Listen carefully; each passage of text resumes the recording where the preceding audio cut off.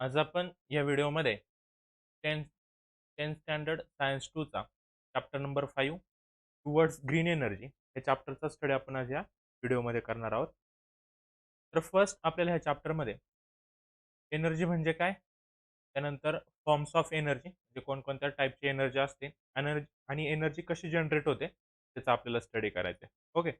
आपल्याला हे तर माहिती आहे, की आपल्याला कोणतं पण वर्क करायचं असेल, सिंपल ह्युमनच्या बाबतीत जरी आपण पाहिलं, तर आपल्याला कोणतं पण वर्क करायचं असेल, तर कशाची गरज असते? एनर्जीची गरज असते. बरोबर? तसं ही जर एनर्जी पाहिली आपण, तर ही एनर्जी कशासाठी लागते? काही मशीन्स असतील, बरोबर?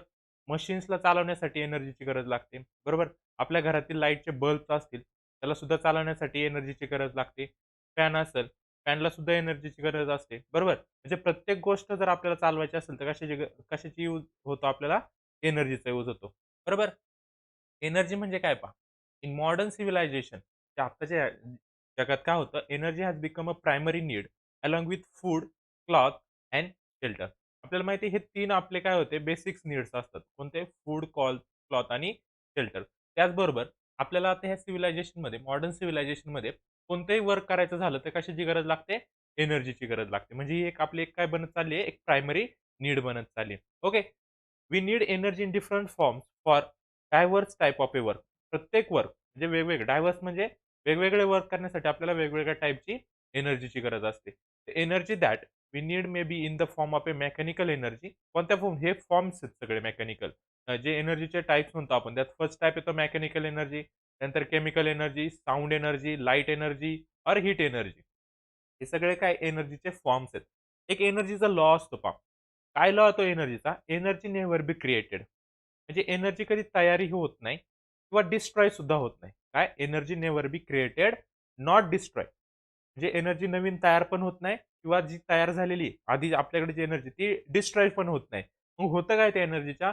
फक्त एका फॉर्ममधून दुसऱ्या फॉर्ममध्ये कन्व्हर्ट होते. काय एनर्जी लॉ ऑफ कन्झर्वेशन काय? तर काय? Energy never be destroy, never be created. It converts from one form to another form. Okay. मग हे एनर्जीचे फॉर्म्स आहेत. आपल्या घरामध्ये जी एनर्जी येते त्याला आपण इलेक्ट्रिक एनर्जी म्हणतो. काय म्हणतो त्याला? Electric energy. ज्यावर ते आपल्या घरातले सगळे अप्लायन्सेस चालतात. लाईटचा बल्ब असेल, फॅन असेल, शेगड्या असेल, वेगवेगळे काय ते आपल्या घरामध्ये वस्तू आहेत, त्या कशावर चालतात? तर ह्या इलेक्ट्रिक एनर्जीवर चालतात. तसेच हे टाइप्स आहे. Mechanical energy. मेकॅनिकल एनर्जी म्हणजे मशीनपासून तयार झालेली एनर्जी त्याला आपण म्हणतो मेकॅनिकल एनर्जी. केमिकल एनर्जी म्हणजे काय? केमिकलचा यूज करून तयार केलेल्या एनर्जीला आपण केमिकल एनर्जी म्हणतो. साउंड एनर्जी म्हणजे जो आवाज असतो, त्याला आपण साउंड एनर्जी म्हणतो. लाईट एनर्जी म्हणजे आपल्या घरामध्ये जो बल्ब पेटतो, त्याला आपण लाईट एनर्जी म्हणतो किंवा सनपासून जे आपल्याला लाईट भेटते, त्याला सुद्धा लाईट एनर्जी म्हणतात. आणि हीट एनर्जी म्हणजे आपण काय करतो, समजा एखादा हीटर आहे, गीझर आहे, बरोबर? ते जे तापतं, त्याला आपण हीट एनर्जी म्हणतो. हे सगळे काय आहेत? एनर्जीचे डिफरंट डिफरंट फॉर्म्स आहेत. Okay. We know that energy can converted from one form to another form. पहा, इथं तो लॉ मधला एक पॉईंट दिला आपल्याला. काय एनर्जी काय करतो आपण? एका फॉर्म मधून दुसऱ्या फॉर्म मध्ये कन्व्हर्ट करत असतो, बरोबर? फॉर एक्झाम्पल पहा, आपल्या घरामध्ये इलेक्ट्रिक एनर्जी आली, बरोबर? जी लाईट येते त्याला म्हणतोय आपण इलेक्ट्रिक एनर्जी. आता ती लाईट जर आपण फॅनला दिली, लाईट काय केली आपण? फॅनला दिली, तर इथं कोणती एनर्जी तयार झाली? रे फॅन फिरला म्हणजे त्याची एनर्जी कशामध्ये कन्वर्ट झाली?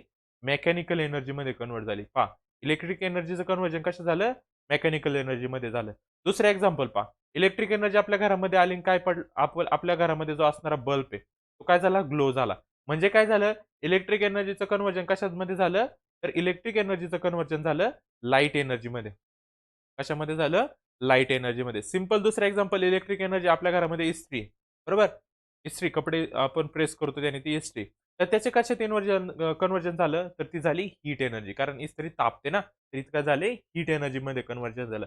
असं काय करतो आपण? आपल्याला जी एनर्जी यूज करायची, आपलं पहा 3 वेगवेगळे वर्क्स आहे तिथं. फॅन फिरतो, बरोबर? म्हणजे त्याचं वेगळं वर्क आहे. बल्ब ग्लो होतो, पेटतो म्हणजे त्याचं वेगळं वर्क वर्क आहे. आणि इस्त्रीने आपण कपडे प्रेस करतो म्हणजे त्याचं वेगळं वर्क आहे. म्हणजे प्रत्येक वेगवेगळ्या वर्कसाठी आपल्याला वेगवेगळ्या टाइपच्या एनर्जीची गरज असते. म्हणून एनर्जी काय होते? एका फॉर्ममधून दुसऱ्या फॉर्ममध्ये कन्व्हर्ट होत असते. समजलं? Different source of energy are used to the different forms of energy necessary for us. म्हणजे आपण वेगवेगळ्या टाइपची एनर्जी आपल्या वर्कनुसार काय करत असतो? यूज करत असतो. In previous standard we have learn about energy, source of energy and various concept related to them. या मागच्या याच्यात आपण पाहिलं की एनर्जी म्हणजे काय असतं? सिंपल आहे. एनर्जी म्हणजे काय? वर्क करण्यासाठी ज्याची आपल्याला गरज असते सोर्सची त्याला आपण एनर्जी म्हणतो. मग असे सोर्सेस कोणते एनर्जीचे? तर आपला मेन सोर्स आहे एनर्जीचा सन. मेन सोर्स काय? सन. सनपासून एनर्जी भेटते आपल्याला. नंतर वॉटर आहे. वॉटरपासून पण एनर्जी तयार करतात. त्यानंतर विंड आहे.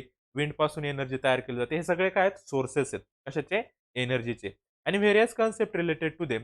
Here we will learn about the various sources and are now used for the generation of electric energy. आता आपल्याला काय करायचंय? या सोर्सेसला यूज करून आपण इलेक्ट्रिक एनर्जी कशी तयार करू शकतो, त्याचा स्टडी आपल्याला ह्या चॅप्टरमध्ये करायचा आहे. ओके. आणि नंतर पाहणार आहेत आपण ॲडव्हांटेजेस काय आणि डिसएडव्हांटेजेस काय त्याचे. आणि ह्या सगळ्या ज्या मेथड आहे, त्याचा मेन आपण ग्रीन एनर्जीसाठी कसं यूज करू शकतो, याचा स्टडी आपल्याला ह्या चॅप्टरमध्ये करायचा आहे. ओके. मग पहा आता जनरेशन ऑफ इलेक्ट्रिक एनर्जी कोणत्या पण सोर्स पासून ज्यावेळेस आपल्याला एनर्जी तयार करायची त्याआधी आपल्याला कळलं पाहिजे की ऍक्च्युली इलेक्ट्रिक एनर्जी जनरेट कशी केली जाते. हा, आता सन पासून सुद्धा आपण इलेक्ट्रिक एनर्जी बनवू शकतो. वॉटर पासून सुद्धा इलेक्ट्रिक एनर्जी बनवू शकतो. विंड पासून इलेक्ट्रिक एनर्जी बनवू शकतो. काही जे केमिकल्स आहेत त्याच्यापासून इलेक्ट्रिक एनर्जी बनवू शकतो. बरोबर. त्याच्यानंतर अजून भरपूर आहेत थर्मल जे आपले हीट असते त्याच्यापासून पण आपण काय करू शकतो? इलेक्ट्रिक एनर्जी बनवू शकतो. हे सगळे सोर्सेस आहे. या प्रत्येक सोर्स पासून आपण काय करू शकतो? इलेक्ट्रिक एनर्जी बनवू शकतो. पण ती एनर्जी बनवण्यासाठी म्हणजे जनरेट करण्यासाठी काही मेथड्स आहेत. कशी इलेक्ट्रिक एनर्जी तयार केली जाते या सगळ्या सोर्स पासून ते आधी आपल्याला पाहिलं पाहिजे. म्हणजे त्याला काहीतरी मशीन्स असणार आहे. बरोबर. सन पासून जर आपल्याला एनर्जी तयार करायची असेल तर त्याला आपण सोलर एनर्जी म्हणतो. त्याच्यासाठी काय इक्विपमेंट असेल. वॉटर पासून बनवायची असेल तर त्याला आपण हायड्रो इलेक्ट्रिक एनर्जी म्हणतो. त्याचे काही इक्विपमेंट असेल. विंड पासून बनवायचे असेल तर त्याचे काही इक्विपमेंट असेल. केमिकल पासून बनवायचे असेल तर त्याचे काही इक्विपमेंट असतात. थर्मल पासून बनवायचे असेल तर त्याचे पण वेगवेगळे काय असतात? इक्विपमेंट असतात. मग ह्या सगळ्याचे आपल्याला काय करायचे? इलेक्ट्रिक एनर्जी बनवायची. तर त्यासाठी जनरेशन कसं होतं ऍक्च्युली ते आपल्याला पाहिजे. पहा, most of the electric power plants are based on the principle of electromagnetic induction invented by Michael Faraday. पहा, हा जो मायकल फॅरेडे नावाचा सायंटिस्ट होता त्यांनी इलेक्ट्रोमॅग्नेटिक इंडक्शनचा शोध लावला. बरोबर. आता इलेक्ट्रोमॅग्नेटिक इंडक्शन कशासाठी यूज केलं जातं? जे आपले पॉवर प्लांट असतात. बरोबर. जे इलेक्ट्रिकवर चालतात ते पॉवर प्लांट किंवा जिथे इलेक्ट्रिक एनर्जी तयार केली जाते त्या सगळ्या पॉवर प्लांटमध्ये एक डिव्हाइस आहे त्याचं नाव आहे इलेक्ट्रोमॅग्नेटिक इंडक्शन. हे यूज केलं जातं. According to this principle whenever magnetic field around a conductor changes potential difference is generated across the conductor. समजा एक कंडक्टर आहे असं कन्सिडर करा. कंडक्टर म्हणजे काय? जो इलेक्ट्रिसिटी किंवा दुसरी काही एनर्जी असेल त्याला वाहून नेण्याचं काम करतो त्याला आपण कंडक्टर म्हणतो. आता ज्यावेळेस याच्यातून काहीतरी एनर्जी फ्लो होत असते आपल्याला माहिती त्याच्या बाजूला काय तयार होते? मॅग्नेटिक फील्ड तयार होत असते. काय तयार होत असते? मॅग्नेटिक फील्ड तयार होत असते. आता ही मॅग्नेटिक फील्ड काय होते? कधी कमी किंवा कधी जास्त होत असते म्हणजे चेंज होत असते. आणि ही मॅग्नेटिक फील्ड ज्यावेळेस चेंज होते त्यावेळेस त्याच्या साईडला बनतं पोटेन्शियल डिफरन्स म्हणजे काय बनतो आपला? व्होल्टेज. काय बनतं? व्होल्टेज बनतं. हे लक्षात ठेवा. Okay. The field around a conductor can be change in two ways. दोन वेने ते चेंज होतात. If a conductor is stationary and magnet is rotating. पहा, म्हणजे काय? पहिला कंडक्टर आहे ना एका जागेवर फिक्स आहे आणि याच्या भोवती काय होतं? मॅग्नेट रोटेट होते. हा एक way. The field around the conductor changes or if a magnet stationary. किंवा काय होतं? कधी कधी मॅग्नेट स्टेशनरी असतो आणि याच्या बाजूला इलेक्ट्रिक फील्ड काय होत असते? रोटेट होत असते. हे दोन वेत काय? एकतर कंडक्टर स्टेशनरी असेल किंवा एकतर मॅग्नेट स्टेशनरी असेल. या दोन वेने आपण काय करू शकतो? एनर्जी जनरेट करू शकतो. Okay. But the conductor is moving, then also the field around the conductor will changes. Thus, in both the cases, a potential difference is created across the conductor. Simple काय लक्षात ठेवायचं? Conductor stationery असो किंवा moving असो, कोणता पण असो, stationery असो किंवा मुव्हिंग असो, त्याच्या बाजूला मॅग्नेटिक फील्ड तयार होते आणि जिथं मॅग्नेटिक फील्ड तयार होते तिथं काय तयार होतं? पोटेन्शियल डिफरन्स तयार होतो. हा मेन कन्सेप्ट इथं लक्षात ठेवा. The electric power generation machines based on this principle called as the electric generator. ह्या हा जो लॉ आहे मायकल फॅरेडेने जो इलेक्ट्रोमॅग्नेटिक इंडक्शनचा लॉ दिलाय, मॅग्नेटिक फील्डचा लॉ दिलाय, त्याच्यावर डिपेंड एक एक मशीन आहे. त्याच्यात काय केलं जातं? इलेक्ट्रिक पॉवर जनरेट केली जाते. त्या मशीनला आपण म्हणतो इलेक्ट्रिक जनरेटर. हा, याचा अर्थ काय होतो? इलेक्ट्रिक म्हणजे आपली इलेक्ट्रिसिटी. जनरेटर म्हणजे तयार करणे. बरोबर. म्हणजे इथं काय केलं जातं? हा जो इलेक्ट्रिक जनरेटर असतो हा कशासाठी यूज केला जातो? इलेक्ट्रिक एनर्जी तयार करण्यासाठी यूज केला जातो. या चॅप्टरमध्ये आपल्याला पूर्णपणे पाहायचंय की इलेक्ट्रिक एनर्जी कशी तयार केली जाते. इलेक्ट्रिक एनर्जी सोडून आपल्याला इथं दुसरा कशाचा स्टडी करायचा नाही. इथं आपल्याला एक डायग्राम दिले. पहा, हा आहे इलेक्ट्रोमॅग्नेटिक इंडक्शन. पहा, इथं कंडक्टर दिसतोय. हा कंडक्टर आहे. त्याच्या बाजूला ही सगळी मॅग्नेटिक फील्ड आहे. आता या मॅग्नेटिक फील्डमुळे काय होतं? पहा इकडं. हा व्होल्टमीटर आहे ना, म्हणजे पोटेन्शियल डिफरन्स इथं काय केलं जातं, मेजर केलं जातं. मग पहा, हा जो इलेक्ट्रोमॅग्नेटिक इंडक्शन आहे, त्यावेळेस हा रोटेट होत असतो कंडक्टर, त्यावेळेस त्याच्यामध्ये काहीतरी एनर्जी तयार होते मॅग्नेटिक फील्डमुळं. ती कोणती? तर ते आपले असते पोटेन्शियल डिफरन्स. त्याला आपण काय म्हणतो, पोटेन्शियल डिफरन्स. आणि तो पोटेन्शियल डिफरन्स सुद्धा आपली एक प्रकारची काय असते, एनर्जी असते. समजलं? अशी जनरेशन होते कशाचं, इलेक्ट्रिक एनर्जीचं. काय वापरतात इलेक्ट्रिक एनर्जी जनरेट करण्यासाठी? इलेक्ट्रिक जनरेटर यूज केला जातो, हे लक्षात ठेवा. अजून कोणते मशीन आहे? हे झालं काय? Electromagnetic induction. हे एक डिव्हाइस यूज केलं जातं. पुढे पहा. Such large generator are use in a commercial power generation plant. पहा, मग हे जे इलेक्ट्रिक जनरेटर असतात, छोटे असतील किंवा मोठे असतील. जसा प्लांट, छोटा प्लांट असेल तर तिथं काय केलं जातं? छोटा इलेक्ट्रिक जनरेटर यूज केला जातो. मोठा प्लांट असेल तर मोठा इलेक्ट्रिक जनरेटर यूज केला जातो. आणि काय तयार केले जाते तिथं? इलेक्ट्रिक एनर्जी तयार केली जाते. Turbines is used to rotate the magnet in the generator. पहा, आता जनरेटरच्या आतमध्ये असा टर्बाईन असतो. पहा इथे दिलं ना टर्बाईन, म्हणजे फॅन सारखा असतो. त्यावेळेस हा टर्बाईन फिरतो. टर्बाईन फिरल्याच्या नंतर हा काय करतो? जनरेटरला फिरवतो. कोणाला फिरवतो? जनरेटरला फिरवतो. मग जनरेटर एकदा फिरायला लागलं, काय तयार होते? इलेक्ट्रिक एनर्जी तयार होते. समजलं? Turbine has a blades. पहा हे असे दिसतात ना, हे सगळे ब्लेड्स आहेत. बरोबर? त्याला आपण पाती म्हणतो. त्या टर्बाईनवर पहा इथं दाखवलंय का स्टीम आहे. म्हणजे पाण्यासारखं. याच्यावर पाणी पडलं, कन्सिडर करा वॉटर आहे.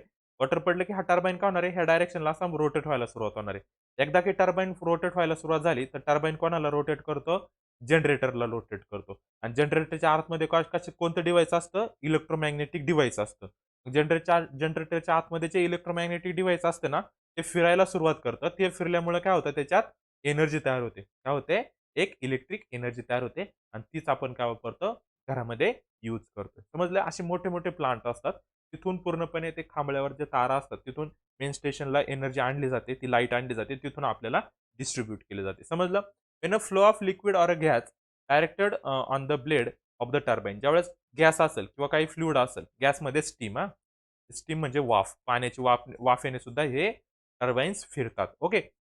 It rotates. काय होतं? रोटेट व्हायला सुरुवात होते because of the kinetic energy of the flow. आता रोटेट होणे म्हणजे कोणती एनर्जी? Kinetic energy. आणि स्टेशनरी असेल तर त्याला आपण पोटेन्शियल एनर्जी म्हणतो. बरोबर? This turbines is connected to electric generator. हे टर्बाइन कुठे कनेक्ट केलेले असतात? इलेक्ट्रिक जनरेटरला कनेक्ट केलेले असतात. Thus the magnet in the electric generator start rotating आणि इलेक्ट्रिक एनर्जी इज प्रोड्यूस. या जनरेटरच्या आतमध्ये काय असतो? एक मॅग्नेट असतो. ते दिले ना, रोटेटिंग इलेक्ट्रिक मॅग्नेट. जनरेटरच्या आतमध्ये काय असतो? एक इलेक्ट्रिक मॅग्नेट असतो. तो इलेक्ट्रिक मॅग्नेट ज्यावेळेस रोटेट व्हायला सुरुवात करतो, त्यावेळेस तो तयार करतो इलेक्ट्रिक एनर्जी. समजलं इलेक्ट्रिक एनर्जीचं जनरेशन कसं होतं? कळलं? काय होतं पहा, टर्बाइन्स असतात. टर्बाइन्सचं ज्यावेळेस वॉटर किंवा काही गॅसेस पडतात, टर्बाइन्स काय होतं? रोटेट व्हायला सुरुवात होतो. टर्बाइन कनेक्ट केलेला असतो इलेक्ट्रिक जनरेटरला. टर्बाइन्स रोटेट झाला, इलेक्ट्रिक जनरेटर रोटेट होतं. ज्यावेळेस इलेक्ट्रिक जनरेटर रोटेट होतं, त्याच्या आतमध्ये असणारा जो रोटेटिंग इलेक्ट्रिक मॅग्नेट आहे, तो काय करतो? इलेक्ट्रिक एनर्जी जनरेट करतो. समजलं? नेक्स्ट पहा. This method of electric energy generation can be represented as below. पहा, आपल्या तुम्हाला एक्झाम्पलमध्ये ह्या डायग्राम विचारतात. समजलं? हे जे फ्लो चार्ट आहेत ना, हे सगळे फ्लो चार्ट ह्या चॅप्टरमधले करायचे आहेत. हे सगळे फ्लो चार्ट खूप इम्पॉर्टन्स आहे. कोणता पण तुम्हाला एक फ्लो चार्ट ड्रॉ करायला विचारला जातो. त्या डायग्राम तुम्हाला ड्रॉ करायला विचारणार नाहीत. हे स्टीम टर्बाइन यूज करायला ड्रॉ करायला विचारणार नाही. तुम्हाला ही डायग्रामचं जनरेटर ड्रॉ करा असं पण म्हणणार नाही. पण तुम्हाला फ्लो चार्ट हे हमखास ड्रॉ करायला विचारतात. मग इथं दिलेलं आहे पहा. फ्लो चार्टमध्ये काय दिलंय पहा. Proper energy source to run turbine. पहा, टर्बाइन रोटेट करण्यासाठी सोर्स दिला. फॉर एक्झाम्पल वॉटर आहे किंवा गॅस फॉर्ममध्ये घेतलं तर स्टीम असेल. बरोबर? हे काय करणार आहे? ह्या टर्बाइनला रोटेट करणार आहे. टर्बाइन रोटेट झाला, काहीतरी एरो करून दिलाय ना, हा टर्बाइन झाला, रोटेट व्हायला सुरुवात झाला. टर्बाइन कोणाला कनेक्ट आहे? इथं पहा, जनरेटरला कनेक्ट आहे. मग जनरेटर रोटेट होतो आणि जनरेटर काय करतो? इलेक्ट्रिक एनर्जी तयार करतो. समजलं? त्यासाठी हा फ्लो चार्ट खूप इम्पॉर्टंट आहे.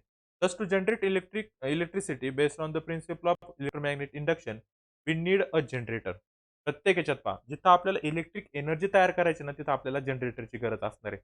Rotate the generator. आता हा जनरेटर रोटेट करण्यासाठी काहीतरी पाहिजे ना. हा जनरेटर रोटेट करण्यासाठी आपल्याकडे असतो टर्बाइन. काय असतो? टर्बाइन. आणि टर्बाइनला रोटेट करण्यासाठी कोण असतं? तर एक सोर्स असतो आपल्याकडे एनर्जीचा. पहा, आपल्याला काय तयार करायचे? इलेक्ट्रिक एनर्जी तयार करायची. इलेक्ट्रिक एनर्जी तयार करण्यासाठी जनरेटर लागतो हां, नीट पहा. जनरेटरला फिरवण्यासाठी टर्बाइन लागतात. टर्बाइनला फिरवण्यासाठी काहीतरी सोर्स लागतो. समजलं? असा हा फ्लो चार्ट तुम्ही लक्षात ठेवू शकता. पहा, source, turbine, generator, electric energy. समजली ही हा कन्सेप्ट आणि ही डायग्राम पण नीट करायच्या. तर मागचा डायग्राम नाही केला तरी चालेल, हे करण्याची गरज नाही. तुम्ही मेन डायग्राम काय फ्लो चार्ट आणि त्याबद्दलची थेअरी तुम्हाला इथं लिहायला विचारतात. ओके. नेक्स्ट पहा आता. आता आपल्याला पाहिजे आपल्या कशी कशी एनर्जी तयार होते, कोणत्या सोर्स पासून एनर्जी तयार होऊ शकते. फर्स्ट आहे thermal energy based on electric power station. Thermal energy पासून कशी इलेक्ट्रिक एनर्जी तयार करतात ते आपल्याला पाहिजे. पहा, इन दिस याच्यात पण सेम असणार आहे. पहिला काय असणार आहे, टर्बाईन सगळीकडे असणार आहे. टर्बाईनला कोण फिरवणार आहे, जनरेटर. टर्बाईन कोणाला फिरवणार आहे, जनरेटरला. आणि आपली इलेक्ट्रिक एनर्जी तयार होणार आहे. हे सगळीकडे सेम असणार आहे. बरोबर, हा सेटअप सगळीकडे असणार आहे. फक्त या टर्बाईनला फिरवणारे सोर्स वेगवेगळे असणार आहे तिथं. आता पहिला इथं सोर्स काय आपला थर्मल एनर्जी. इथं थर्मल एनर्जी आपला सोर्स होणार आहे. समजलं. पुढचा कन्सेप्ट सगळा same. Turbine, generator, electric energy सगळे सेम असणार आहे. फक्त त्याचा सोर्स वेगळा असणार आहे आणि सोर्सनुसार टर्बाईन्स असतात.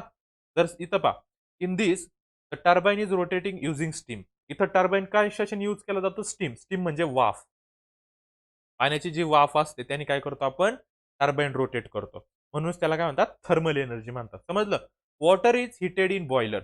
आता ही स्टीम तयार करायची. स्टीम कशापासून तयार होते, वॉटर पासून तयार होते. बरोबर. मग एक मोठा बॉयलर असतो, त्यात काय असतं, वॉटर असतं. बरोबर. Using the thermal energy release due to the burning of coal, steam of very high temperature and pressure is generator. आता इथं काय केलं जातं पहा, इथं खालची डायग्राम फ्लो चार्ट पहा. हा बॉयलर आहे. बरोबर. या बॉयलरमध्ये काय, वॉटर आहे. बरोबर. पण या बॉयलरमध्ये जे वॉटर आहे त्याला तापवण्यासाठी काहीतरी सोर्स लागेल. एक फ्यूल वापरलं जातं, त्याचं नाव आहे कोल. कोल म्हणजे काय, कोळसा. कोळसा पेटवला जातो. कोळसा पेटून काय केलं जातं, हा ज्या बॉयलरमध्ये जे वॉटर आहे ना त्याला गरम केलं जातं. काय केलं जातं, गरम केलं जातं. बरोबर. आता गरम झाल्याच्या नंतर तिथं काय तयार होणार आहे, स्टीम तयार होणार आहे. ही स्टीम कुठं प्रोव्हाइड केली जाते, स्टीम टर्बाईनला दिली जाते. त्या टर्बाईनचं नाव काय, जर स्टीम स्टीम पासून एनर्जी बनवत असेल तर तिथं टर्बाईन वेगळा लागतो. त्या टर्बाईनचं नाव काय, स्टीम टर्बाईन आहे. बरोबर. पहा, काय काय सांगितलं, या बॉयलरमध्ये वॉटर होतं, पण त्या बॉयलरला आपल्याला काय करायचं, हीट करायचं होतं. त्याच्यासाठी आपल्याला फ्युअल काय लागलं, कोल म्हणजे कोळसा लागला. त्याच्यानंतर काय केलं, हे वॉटर काय झालं, हीट झालं, त्याच्यापासून स्टीम तयार झाली. ही स्टीम पुढे कुठे गेली, टर्बाईनवर सोडली. टर्बाईनवर सोडल्यामुळे काय झालं, हा स्टीम काय करतो, टर्बाईनला फिरवतो. हा टर्बाईन कोणाला कनेक्ट आहे, जनरेटरला कनेक्ट आहे. टर्बाईन फिरल्याच्या नंतर तो जनरेटरला फिरवणार आणि जनरेटर फिरल्याच्या नंतर आपल्याला काय भेटणार आहे, इलेक्ट्रिक एनर्जी भेटणार आहे. इथपर्यंत कळलं. आता तुम्ही म्हणणार मग हे खाली काय, पहा, आता हा जो बॉयलर आहे हा खूप जर हीट झाला तर बस्ट होऊ शकतो. काय होऊ शकतो, बस्ट होऊ शकतो. मग याला कुलिंग करण्यासाठी एक सिस्टीम लागते. समजलं. म्हणजे थोडंसं त्याला काय मेंटेन करण्यासाठी एक सिस्टीम लागते. आता स्टीम टर्बाईन आहे, समजा यांनी पूर्ण स्टीम युजच नाही केली, काही स्टीम त्याला लागली जनरेटरला फिरवण्यासाठी. म्हणजे बाकीची जी राहिलेली स्टीम आहे ना ती परत काय केली जाते, बॉयलरमध्ये सोडली जाते. म्हणून इथं दिले पहा, system for converting steam back to water. परत तिथं जी एक्स्ट्रा झालेली स्टीम आहे ना त्याला वॉटरमध्ये कन्व्हर्ट केलं जातं. म्हणजे हा कूलंट आहे. इथं काय, कूलर आहे. हा काय करतो, ह्या स्टीमला परत वॉटरमध्ये कन्व्हर्ट करतो, एक्स्ट्रा झालेल्या स्टीमला. आणि परत काय करतो, इथं त्या बॉयलरला सोडतो. समजलं. पहा, मी तुम्हाला एक थोडंसं सिंपल करून दाखवतो. असं कन्सिडर करा, हा खूप मोठा बॉयलर आहे. बरोबर. शॉर्टमध्ये दिला हा बॉयलर आहे. या बॉयलरला हीट करण्यासाठी इथं काय, खाली कोल आहे. काय आहे, कोल आहे. आता बॉयलरमध्ये काय झाली, स्टीम तयार झाली. ती स्टीम कुठं जाणार आहे, पहा इथं पुढं आपल्या टर्बाईनला जाणार. त्या टर्बाईनचं नाव काय, स्टीम टर्बाईन. समजलं. टर्बाईनला गेलं. टर्बाईनच्या नंतर समजा इथं जनरेटर ठेवला. इथं काय ठेवलाय, जनरेटर ठेवलाय. ही स्टीम कुठं गेली, स्टीम गेली टर्बाईनकडे. टर्बाईनने फिरवला जनरेटर आणि जनरेटर पासून आपली काय तयार होणार आहे, इथं इलेक्ट्रिक एनर्जी. असं खांबळे असतील इथं. बरोबर ना. मग इथून काय केलं, तारा टाकून ती इलेक्ट्रिक एनर्जी स्टेशनला नेली जाते. आता इथं जे टर्बाईन आहे त्यांनी टर्बाईनकडे जी स्टीम असणार आहे ती स्टीम पुढे तर जाणार नाही ना. ती स्टीम फक्त काय करणार आहे, टर्बाईनला फिरवणार आहे. म्हणजे स्टीम ऍज इट इज तिथंच राहणार आहे. ही स्टीम काय केली जाते, परत बॉयलरमध्ये सेंड केली जाते. मग स्टीम ऍज इट इज बॉयलरमध्ये सेंड केली नाही जात. त्याचं कन्व्हर्जन कशात केलं जातं, इथं वॉटरमध्ये केलं जातं. इथं त्याच्यासाठीच काय असते, ही कुलिंग सिस्टीम असते. कारण स्टीमला जर कूल केलं तर त्याचं वॉटर होणार आहे आणि वॉटर बॅक कुठे जाणार आहे, परत बॉयलरला जाणार आहे. परत ह्या वॉटर पासून स्टीम तयार होणार, परत ती स्टीम टर्बाईनकडे जाणार, परत टर्बाईन जनरेटर फिरवणार आणि त्याच्यापासून काय तयार होणार आहे, इलेक्ट्रिक एनर्जी तयार होणार आहे. समजला हा कन्सेप्ट थर्मल एनर्जीचा. खूप सिंपल कन्सेप्ट आहे. फक्त थोडी ही तुम्ही फ्लो चार्ट जरी लक्षात ठेवला तरी तुम्हाला याची थेअरी लक्षात लिहिता येईल. समजलं. मग इथं पहा, हे पटकन वाचून घेऊ आपण. The energy in the steam drive the turbine. आता जी स्टीम मध्ये एनर्जी असणार आहे ती टर्बाईनला ड्राईव्ह करणार म्हणजे फिरवणार आहे. The generator connected to the turbine rotates. तर टर्बाईनला जनरेटर कनेक्ट केला तो रोटेट होणार आहे. तो रोटेट झाला, इलेक्ट्रिक एनर्जी तयार होणार आहे, संपलं. कळलं का? आणि पुढे दिलंय ना, the steam is convert back into the water. मग इथं जी स्टीम आहे यूज केली होती टर्बाईनला हे फिरवण्यासाठी, ती स्टीम परत काय केली जाते, वॉटरमध्ये कन्वर्ट करून परत बॉयलरमध्ये आणलं जातं. वॉटर बॉयलरमध्ये आलं, परत तिथं त्याला हीट केलं जातं, परत स्टीम. हे असं पूर्ण सायकल त्याची चालू असते. पण इथं दिलंय रिसर्क्युलेट टू बॉयलर. बरोबर? म्हणजे पाण्याचा तिथं वेस्टेज पण होत नाही आणि एनर्जी सुद्धा काय होते, तयार होत असते. समजलं? हा इम्पॉर्टंट फ्लो चार्ट आहे. हा फ्लो चार्ट जरी केला तर तुम्ही याच्यावर जर तुम्हाला thermal energy based on electric power station विचारलं तर तुम्ही टोटल क्वेश्चन लिहू शकता. समजलं? पुढे पहा. Since thermal energy is used to generate electric energy, such power plants are called as a thermal power plant. पहा, जिथं त्या थर्मल एनर्जी म्हणजे स्टीम, बरोबर? जिथं ह्या थर्मल एनर्जीचा यूज करून इलेक्ट्रिक एनर्जी किंवा पॉवर जनरेट केली जाते, त्याला म्हणतो आपण थर्मल पॉवर प्लांट. समजलं? लक्षात ठेवायचं. थर्मल पॉवर प्लांट म्हणजे काय? जिथं थर्मल एनर्जीचा यूज करून एनर्जी तयार केली जाते, त्याला आपण थर्मल पॉवर प्लांट म्हणतो. In thermal power plant, the chemical energy in the coal is converted into electric energy to the several step which are shown in figure. आता पहा, अजून एक. इथं काय यूज केला होता आपण? फ्युएल कोल यूज केला होता, बरोबर? या कोल पासून सुद्धा आपण इलेक्ट्रिक एनर्जी तयार करू शकतो. कशी ती पहा. कोल आहे, बरोबर? कोलमध्ये काय असतं? कार्बन असतं. कोलमध्ये काय असतं? कार्बन म्हणजे एक टाईपचं केमिकल आहे, बरोबर? म्हणजे त्याच्यात कोणती एनर्जी असणार आहे? केमिकल एनर्जी असणार आहे कोलमध्ये, बरोबर? या केमिकल एनर्जीचं कशात कन्व्हर्जन करू शकतो आपण? पहा, कोलला पण हिट केलं तर थर्मल एनर्जी त्याच्यापासून पण भेटते ना, बरोबर? त्या कोलपासून काय करणार आपण? थर्मल एनर्जी तयार केली. थर्मल एनर्जी तयार केली, स्टीमकडे गेली. स्टीम कुठं? टर्बाईनकडे गेली ती स्टीम. स्टीम टर्बाईनकडे गेली, टर्बाईनला फिरवलं म्हणजे तिथं कोणती एनर्जी तयार झाली? कायनेटिक एनर्जी तयार झाली. कारण जी रोटेटिंग एनर्जी असते त्याला आपण कायनेटिक एनर्जी म्हणतो. ही कायनेटिक एनर्जी कुठे गेली? टर्बाईनमध्ये गेली. टर्बाईन काय करतो? याला जनरेटरकडे पाठवतो आणि जनरेटर काय तयार करतो? इलेक्ट्रिक एनर्जी तयार करतो. मेन तुम्हाला हा वरचा फ्लो चार्ट आहे. या खालच्या फ्लो चार्टमध्ये फक्त काय दिलं तुम्हाला, की एनर्जीचं कन्व्हर्जन कसं होतं? सेम आहे. फक्त इथं काय दिलं? एनर्जीचं कन्व्हर्जन कसं होतं पहा. कोल म्हणजे इथं केमिकल एनर्जी होती, बरोबर? इथं त्याला बॉईल केलं म्हणजे त्याची झाली थर्मल एनर्जी तयार. स्टीम टर्बाईन रोटेट झाला म्हणजे इथं आली कायनेटिक एनर्जी. पहा किती. पहिल्यांदा कोल होता, तिथं होती केमिकल एनर्जी. आम्ही शॉर्टमध्ये लिहितो. केमिकल एनर्जीचं हिट केल्यामुळे झाली काय? Thermal energy. थर्मल एनर्जीला टर्बाईनवर गेली, मग तो फिरला. फिरला म्हणजे तिथं कोणती आली? Kinetic energy. आणि कायनेटिक एनर्जी जनरेटरमध्ये नेऊन त्याची काय झाली? Electric energy. म्हणजे पहा, 4 टाइपच्या एनर्जी तर काय झाल्या होत्या? कन्व्हर्ट होत गेल्या. केमिकल एनर्जीचं पहिल्यांदा थर्मल एनर्जीमध्ये कन्व्हर्जन झालं. थर्मल एनर्जीचं कायनेटिक एनर्जीमध्ये कन्व्हर्ट झालं आणि फायनली कायनेटिक एनर्जीचं इलेक्ट्रिकल एनर्जीमध्ये कन्व्हर्जन झालं. समजलं एनर्जी कशी कन्व्हर्ट होते? ओके. मेन वरचा फ्लो चार्ट आहे. तुम्हाला इथं फक्त काय हा पण करा. पण हा कशाचा फ्लो चार्ट आहे? एनर्जी ट्रान्सफॉर्मेशनचा फ्लो चार्ट आहे आणि वरचा फ्लो चार्ट कशाचा आहे? थर्मल एनर्जीचा फ्लो चार्ट आहे. कन्फ्यूज होऊ नका. ओके. पाहताना.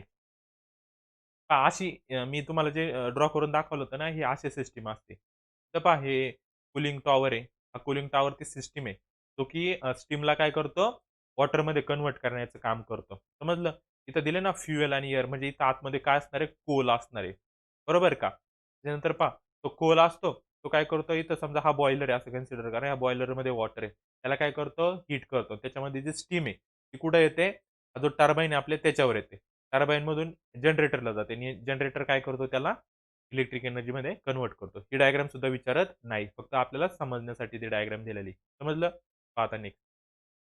आता compare the schematic of thermal power station with the block diagram above and you will understand. आता हे तर आपल्याला कळलं की बॉयलर का असतो, टर्बाईन का असतं, जनरेटर का असतं आणि कंडेन्सर का असतं. कंडेन्सर म्हणजे ती सिस्टीम जी सांगितली होती ना, वॉटरला कूल करण्यासाठी त्याला कंडेन्सर पण म्हणतात. कंडेन्स करणे म्हणजे काय करणे? परत त्या स्टीमचं काय करणे? वॉटरमध्ये कन्व्हर्जन करणे ना, म्हणून त्याला कंडेन्सर म्हणतात. समजलं का? तर कळलं असेल आता पहा. पुढे काय दिलंय? आफ्टर कंबशन ऑफ फ्युएल, ज्यावेळेस फ्युएलचं कंबशन होतं म्हणजे कोलचं in the boiler, the emitted gases are release to the atmosphere through the very high tower. ते धूर निघतो ना वरती कोळसा जाळल्याच्या नंतर जे बॉयलर असतात ना, चिमनी म्हणतो आपण त्याला कारखान्यांमध्ये, बरोबर ते. पण the turbine is rotated using the steam at high temperature and high pressure. Steam temperature and pressure decreases.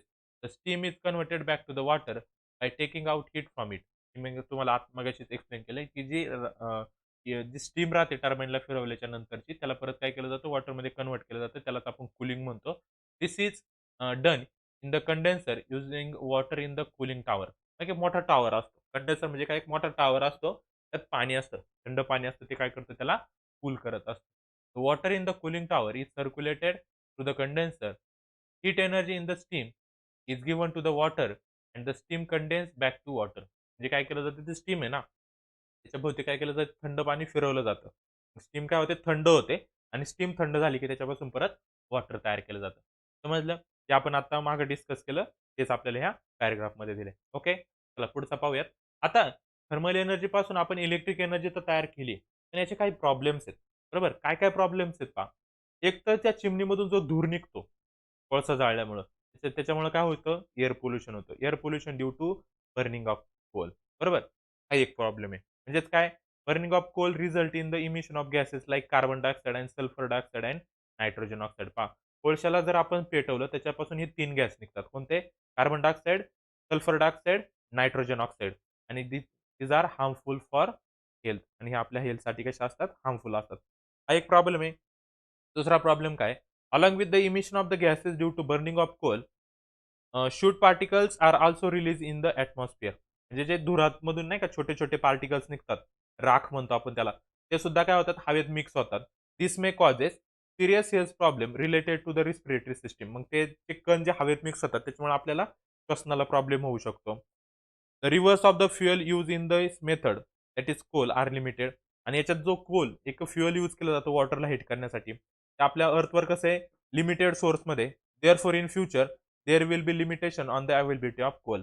तर आपल्याला कोलच भेटला नाही तर आपण थर्मल एनर्जी पासून इलेक्ट्रिक एनर्जी यूज करू शकत किंवा जनरेट करू शकत नाही. समजले? हे 3 प्रॉब्लेम्स आहेत.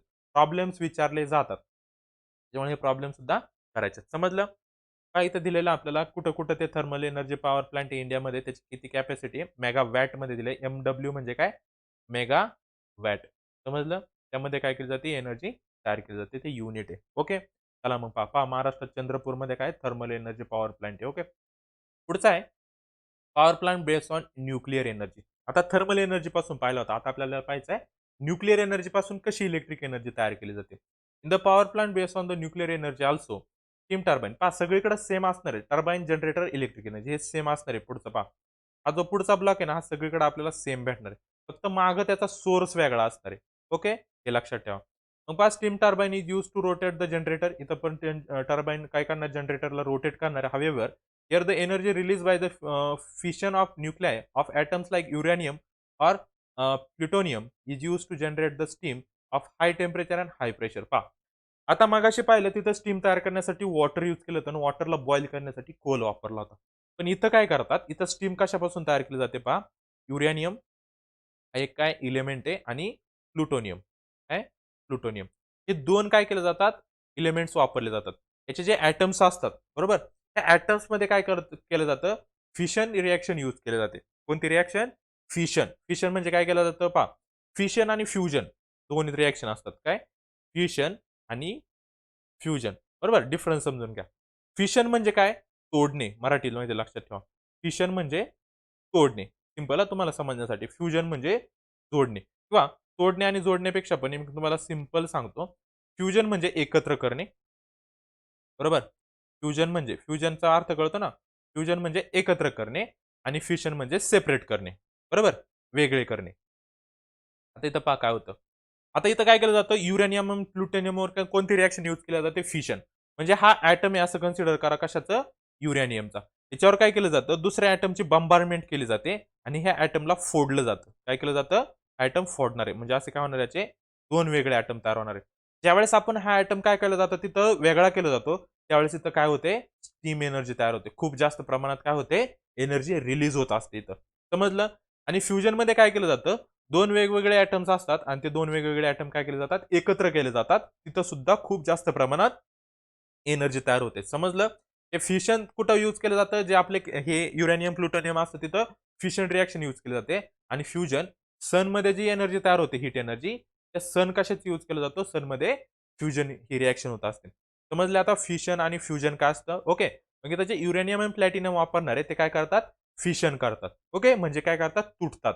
आणि ते तुटल्यामुळे ते काय जनरेट करतात? स्टीम जनरेट करतात of high temperature and high pressure. जास्त प्रमाणात स्टीम तिथं काय होते? जनरेट होते. The energy in the steam rotate the turbine. त्या स्टीममध्ये जी एनर्जी असते ती काय करते? टर्बाइनला रोटेट करते.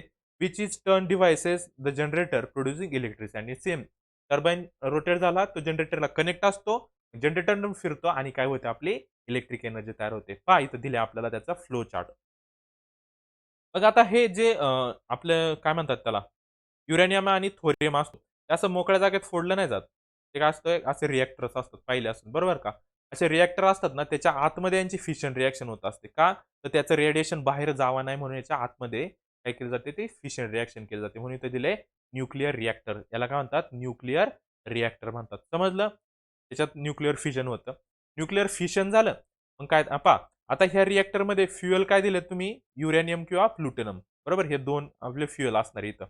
बरोबर? मग याच्यामध्ये फिशन रिएक्शन झाली. बरोबर? मग इथून काय झालं? तयार झाली त्याची स्टीम तयार झाली. काय तयार झाली? स्टीम. पहा इथे दिले का? System of steam generation from the water. याच्यामधून जे रिएक्शन जी थर्मल एनर्जी किंवा जे हाय टेम्परेचर असणार आहे ना, ते परत काय करणार आहे? त्या वॉटरला काय करणार आहे? बॉईल करणार आहे. बरोबर का?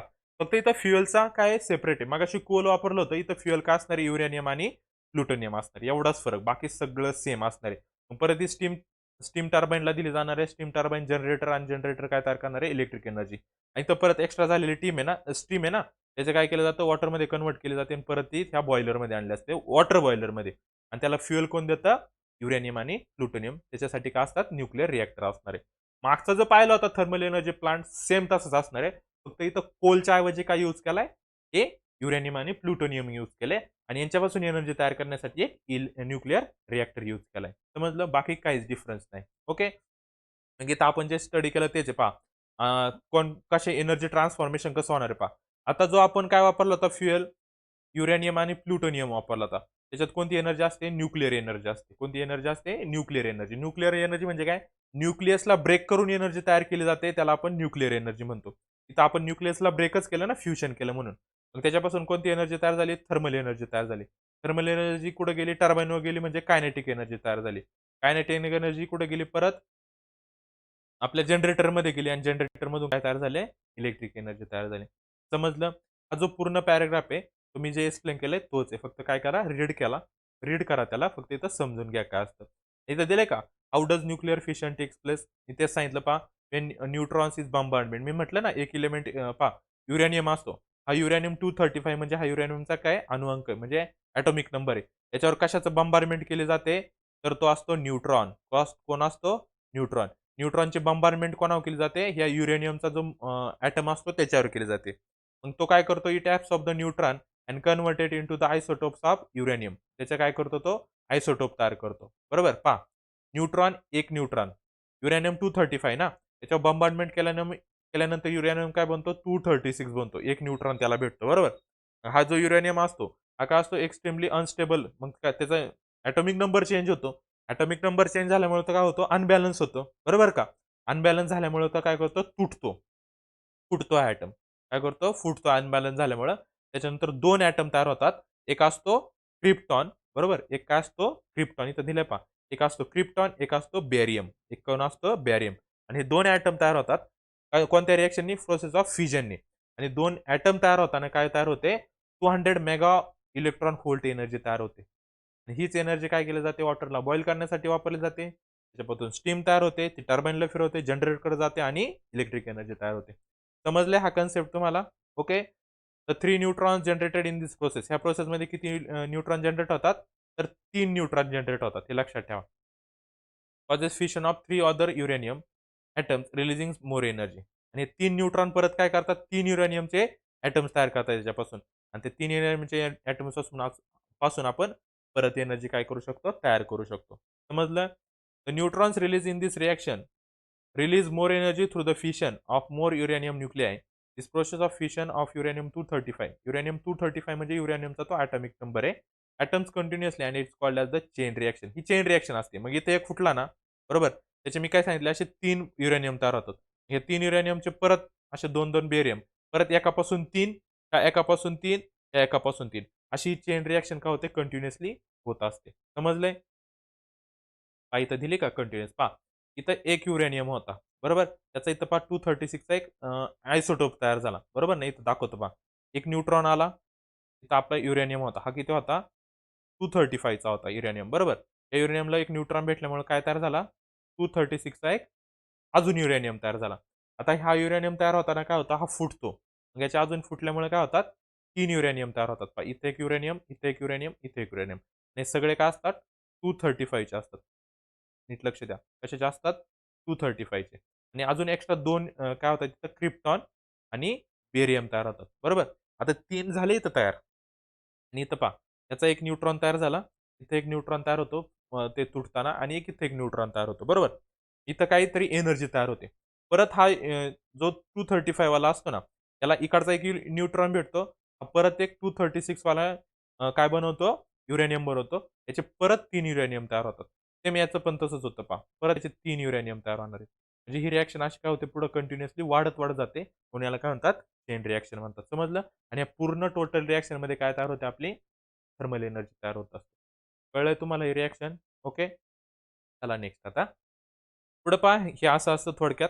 हे कंडेन्सर कूलिंगसाठी आहे. हा कूलिंग टॉवर याच्यात वॉटर असतं आणि हा आपला न्यूक्लिअर रिएक्टर आहे. समजलंय का? आता त्याचे काय प्रॉब्लेम्स आहेत ते पहा. आणि इथं तुम्हाला दिले की nuclear power plant does not use fossil fuels like coal. इथं कोल यूज केला जात नाही न्यूक्लिअर पॉवर प्लांटमध्ये. पहा जिथं न्यूक्लिअर एनर्जी पासून इलेक्ट्रिक एनर्जी तयार केली जाते त्याला आपण न्यूक्लिअर पॉवर प्लांट म्हणतो. आणि इथं कोल नाही यूज केला जात. इथं काय वापरलं जातं? युरेनियम आणि प्लुटोनियम वापरला जातो. बरोबर? Also if sufficient nuclear fuel is available जर युरेनियम आणि प्लुटोनियम आपल्याकडे जर जास्त असेल this can be good source of electric energy. तर त्याच्यापासून आपण चांगली इलेक्ट्रिक एनर्जी बनवू शकतो. आणि हे याच्यामुळं हे जे कोणता आपला युरेनियम आणि जो प्लुटोनियम आहे त्याच्यामुळे आपलं एअर पोल्युशन होत नाही. समजा कळलं हे? There are few problems associated with nuclear power generator. याचे पण काही प्रॉब्लेम्स आहेत कोणकोणते पहा. The product after fission of nuclear fuel are also radioactive आणि इमिट्स हार्मफुल रिएक्शन. फक्त इथं एकच धोका असतो काय? युरेनियम हा काय रेडिओएक्टिव्ह एलिमेंट आहे. त्याच्यापासून काय होत असतं रेडिएशन होत असतं. आणि हे रेडिएशन काय असतं खूप हार्मफुल असतं. समजलं? हा एक प्रॉब्लेम आहे. त्यानंतर product are also called as a nuclear waste. ते प्रोडक्ट तयार होत आहे त्याच्यापासून म्हणजे क्रिप्टॉन आणि बेरियम. ते काय असतात? न्यूक्लिअर वेस्ट असतात. How to dispose the nuclear waste safe is as a big challenge before the scientist. हे जे न्यूक्लिअर वेस्ट जे तयार होतं त्याला आपण डिस्पोज कसं करणार? नष्ट कसं करणार? कारण त्याच्यामधून तर रेडिएशन होत असतं. हा एक मोठा प्रॉब्लेम आहे. त्याच्यानंतर an accident in nuclear power plant can be very fatal. Very fatal म्हणजे काय? की खूप जास्त चान्सेस असतात की न्यूक्लिअर रिएक्टर म्हणजे न्यूक्लिअर पॉवर प्लांटमध्ये ॲक्सिडेंट होण्याचे. बरोबर? This is because the accidents many result in the release of very harmful radiation. समजा चुकून हा जो न्यूक्लिअर रिएक्टर आहे त्याच्या आतमध्ये युरेनियम आणि काय असणार आहे? प्लुटोनियम असणार आहे. हा जर फुटला तर त्याच्या आजूबाजूच्या सगळ्या परिसरामध्ये काय होतं याचं रेडिएशन पसरतं आणि रेडिएशन जर पसरलं तर हे लाखो माणसांना किल करू शकतं. म्हणून हे त्याचे काय प्रॉब्लेम आहे. कशाचे? न्यूक्लिअर पॉवर प्लांटचे. समजलाय न्यूक्लिअर पॉवर प्लांट? सेम आपण थर्मल पॉवर प्लांट पाहिला तसाच आहे. फक्त डिफरन्स काय? थर्मल पॉवर प्लांटमध्ये कोल वापरला होता फ्युएल म्हणून. इथं फ्युएल म्हणून काय वापरणार आहे? युरेनियम आणि प्लुटोनियम. आणि तिथं कोणती प्रोसेस होते? फिशन प्रोसेस होते. त्या फिशन प्रोसेसने काय होते? एक एनर्जी जनरेट होते त्याच्यामध्ये हाय टेम्परेचर. ते टेम्परेचर काय करतं? वॉटरला इथं पहा दिलं का बॉइलर. वॉटरला बॉईल करतं. त्याच्यापासून जी स्टीम तयार होते ती टर्बाइनला फिरवते. टर्बाइन जनरेटरला फिरवतं आणि काय तयार होतं? आपली इलेक्ट्रिक एनर्जी तयार होते. जी एक्स्ट्रा झालेली स्टीम इथं दाखवलेत ना एरो. ती स्टीम काय केली जाते? हा कूलंट टॉवर आहे. बरोबर? हा वॉटर काय करतो? त्या कंडेन्सरमध्ये असं फिरवत असतो. हे वॉटर फिरल्यामुळे इथं जी स्टीम असते ती काय होते? थंड होते. त्याचं परत वॉटर होतं आणि ते वॉटर परत बॉयलरमध्ये सोडलं जातं. समजलं? अशी ती प्रोसेस असते. ओके. पुढे पहा. पुढचे आपल्याला पाहायचे power generation plant based on the energy of A natural gas. पहिली काय पाहिली आपण? थर्मल एनर्जी पाहिली. दुसरी पाहिली न्यूक्लिअर एनर्जी. न्यूक्लिअर एनर्जी पासून कसं? आता पाहायचंय नॅचरल गॅस पासून कशी एनर्जी तयार करता येईल. इथं सुद्धा सेम असणार आहे पहा. In this plant turbines is turn by gas. फक्त इथं काय केलं जाणार आहे पहा. आधीच्या 2 जे आपण प्लांट पाहिले होते, तिथं स्टीमने जे टर्बाइन फिरवला होता. पण इथं टर्बाइन कशाने फिरवणार आहेत? गॅसेसने फिरवणार आहे. At very high temperature and pressure generated by the combustion of A natural gas. Combustion of A natural gas म्हणजे काय? नॅचरल गॅसचं कंबशन होतं. म्हणजे ऑक्सिजन बरोबर रिएक्शन होते. त्याच्यात ऑक्सिजन बरोबर रिएक्शन झाली आणि नॅचरल गॅसची तर काय तयार होते? खूप हाय टेम्परेचर आणि एक हाय प्रेशर जनरेट होतं. त्याच्यामुळे काय होते? जो टर्बाइन असतो, इथं कोणता टर्बाइन यूज करणार आहे? Gas turbine. आधी कोणते टर्बाइन वापरले? Steam turbine. हे गॅस टर्बाइन फिरवले जातात. ते फिरल्याच्या नंतर जनरेटर फिरतं आणि जनरेटर काय करतं? इलेक्ट्रिक एनर्जी तयार करतं. समजलं? A flow chart showing various stages in the power generation. मग पाहिलं कसं आहे? Compressor for pressurise air. एक कॉम्प्रेसर असतो मोठा. बरोबर? जे आपली गॅसची टाकी कशी असते? त्या टाईपचा पण खूप मोठा असतो. त्याच्या आतमध्ये काय असतात? गॅसेस असतात. बरोबर? कॉम्प्रेस करून ते काय केले जातात? तिथे गॅस बसवले जातात त्याच्यात. बरोबर? मग हे गॅस काय करतात त्यांच्यात? एक कंबशन चेंबर असतं. म्हणजे याच्यात जे गॅसेस असतात ना, ते गॅसेस या कंबशन चेंबरमध्ये आणले जातात. पहा हे गॅसेस कुठे जाणार आहे? Combustion chamber. सी लिहिलंय मी इथं. कंबशन चेंबरमध्ये गेले, म्हणजे तर त्यांची काय होणार आहे? कंबशन रिएक्शन होणार आहे. कशाबरोबर? ह्या नॅचरल गॅस बरोबर. बरोबर? इथं काय फक्त प्रेशराइज एअर आहे. इथं काय प्रेशराइज एअर आहे. इकडून याला काय देणार आहे ह्या चेंबरला? नॅचरल गॅस देणार आहे. पहा मी परत सांगतो. तसं इथं फ्लो चार्टवरूनच कन्सिडर करा हा एक कॉम्प्रेसर आहे. बरोबर? या कॉम्प्रेसरमध्ये काय? एअर आहे. काय आहे? हवा आहे फक्त. बरोबर? ही हवा कुठं पाठवली जाते? तर असणार आहे आपला कंबशन चेंबर. बरोबर? या कंबशन चेंबरमध्ये ह्या एअरची म्हणजे ऑक्सिजन असणार आहे ना, एअर म्हणजे इथं काय असणार आहे? ऑक्सिजन. बरोबर? हा ऑक्सिजन गेला कंबशन चेंबरमध्ये आणि कंबशन चेंबरमध्ये अजून काय पाठवलं जातं? नॅचरल गॅस पाठवले जातात. इथं नॅचरल गॅस आतमध्ये गेले, तर ऑक्सिजन आधीच असणार आहे. इथं काय होतं? नॅचरल गॅस आणि ऑक्सिजनची रिएक्शन होते. बरोबर? इथं रिएक्शन झाली, जो गॅस तयार होतो ना, त्याच्यापासून एक गॅस टर्बाइन फिरवले जातात. गॅस टर्बाइन कोणाला फिरवतात? जनरेटरला फिरवतात आणि काय तयार होते? इलेक्ट्रिक एनर्जी तयार होते. समजलं? There are the three main section of this type of plant. Pressurised air is introduced into the combustion chamber using a compressor. पहा, हा कॉम्प्रेसर काय करतो? इथं फक्त ऑक्सिजन प्रोव्हाईड करायचं काम करत असतो. कोणाला? कंबशन चेंबरला. आणि कंबशन चेंबरमध्ये काय होत असते? रिएक्शन होत असते. कोणाची? नॅचरल गॅस आणि ऑक्सिजनची. In the combustion chamber the natural gas burn in presence of air. पहा, इन प्रेझेन्स ऑफ एअर म्हणजे आपला असणारे ऑक्सिजन. ऑक्सिजनच्या प्रेझेन्समध्ये नॅचरल गॅस काय होतात? बर्न होतात, जळतात खूप. Gas at very high temperature and pressure. आता हे गॅस जळल्यामुळे काय तयार होते तिथं? हे जे नॅचरल गॅस असतो, हा बर्न होतो. हा बर्न झाल्याच्यामुळे तिथं हाय प्रेशरचे आणि हाय टेम्परेचरचे गॅस जनरेट होतात. बरोबर? मग हे काय करतात? टर्बाइनला फिरवतात आणि टर्बाइन काय करतो? जनरेटरला फिरवतो आणि काय तयार होते? इलेक्ट्रिक एनर्जी तयार होते. समजलं? मग इथं कसं चेंज होणार आहे पहा, ट्रान्सफॉर्मेशन ऑफ एनर्जी कशी होणार आहे? आता जे नॅचरल गॅस असतात, त्यांच्यात असते केमिकल एनर्जी. बरोबर? मग पहिली काय आली? Chemical energy. बरोबर? केमिकल एनर्जीचं कशात रूपांतरण झालं? कायनेटिक एनर्जीमध्ये. म्हणजे टर्बाइन फिरले केमिकल एनर्जीमुळं. बरोबर? आणि कायनेटिक एनर्जीमुळं काय फिरलं? जनरेटर फिरले आणि काय तयार झाली आपली? इलेक्ट्रिक एनर्जी तयार झाली. बरोबर? इथं जी kinetic energy generated due to the combustion of natural gas. इथं काय होतं? इथं कायनेटिक एनर्जी तयार होते. पण कशामुळं? या नॅचरल गॅसमुळं. ही कायनेटिक एनर्जी पुढे काय करते? ह्या गॅस टर्बाइनला फिरवते आणि गॅस टर्बाइन जनरेटरला फिरून इलेक्ट्रिक एनर्जी तयार होते. समजलाय हा सुद्धा कन्सेप्ट? ओके. पहा या टाइपचे डायग्राम असते तिथं. तर फ्युएल आहे. आता आपलं फ्युएल काय असणार आहे? कंबशन चेंबर आणि किंवा फ्युएल इथं समजा तुम्ही घ्या फ्युएल आज आपली फक्त एअर आहे. म्हणजे काय आपला ऑक्सिजन आहे. हा कुठं आला? कंबशन चेंबरमध्ये आला. कंबशन चेंबरमध्ये काय असणार आहे अजून? नॅचरल गॅस येणार आहे. काय येणार आहे? Natural gas. मग इथे याची रिएक्शन झाली. बरोबर का? रिएक्शन झाल्याच्या नंतर हा कुठे जातो? गॅस टर्बाइनवर गेला. बरोबर का? इथून गेली का? गॅस इथं गेला गॅस टर्बाइनवर.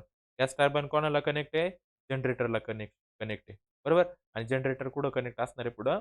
इलेक्ट्रिक सप्लायला कनेक्ट असणार म्हणजे तिथून इलेक्ट्रिक एनर्जी तयार होणार आहे. ते दिले ना इमिशन ऑफ हॉट गॅसेस म्हणजे इथं जे एक्स्ट्रा गॅस असतात ना, ते बाहेर सोडले जातात हवेत हां.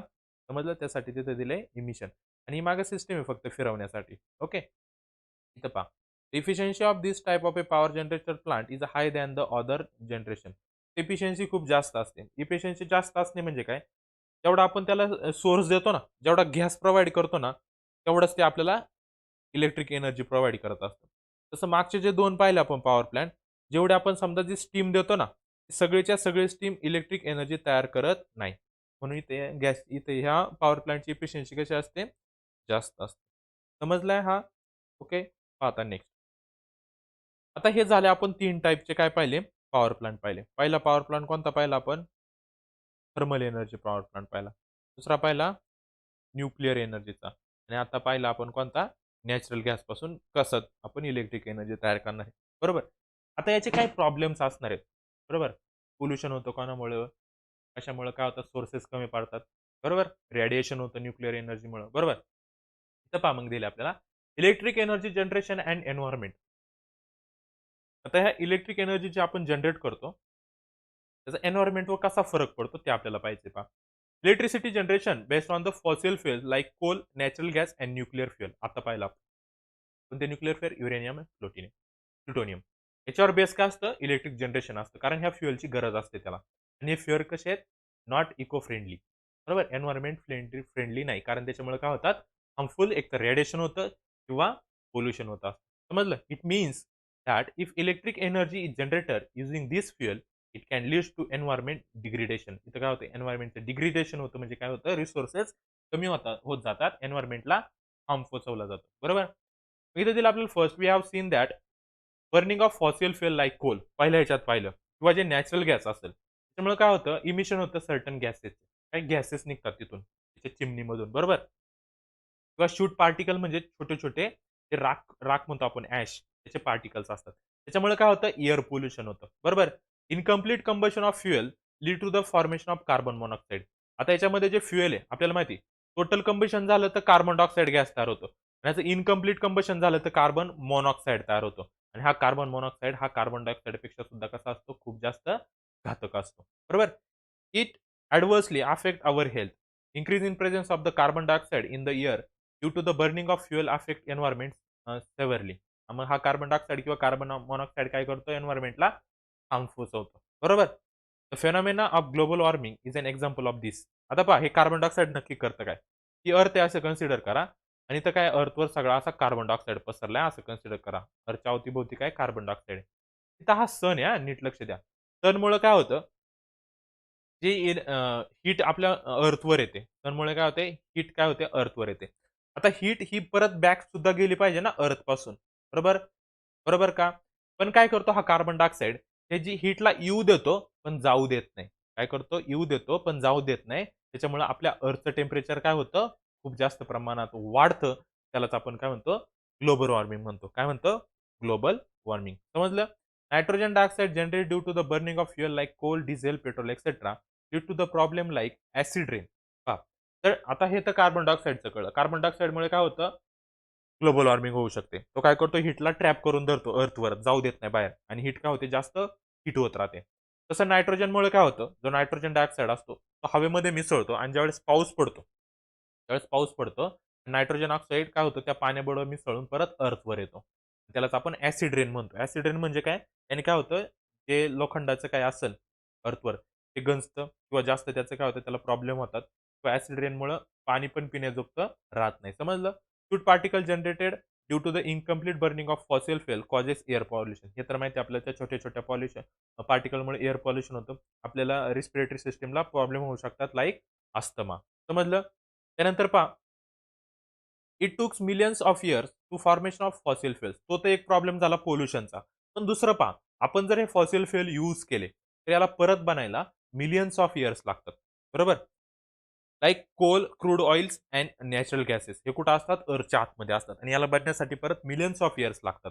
Also the reserve of this fuel are limited, आणि याचे सोर्सेस पण लिमिटेड आहेत. They are going to deplete in future, आणि हे संपून पण जाऊ शकतात. It is said that with the current speed of this uses, आपण जसं आता जे कोल वगैरे वापरतोय त्याच स्पीडने जर आपण वापरत राहिलं, तर coal reservoir in the world would last for another about 200 years, or so that the natural gas reserve for about 200 to 300 years.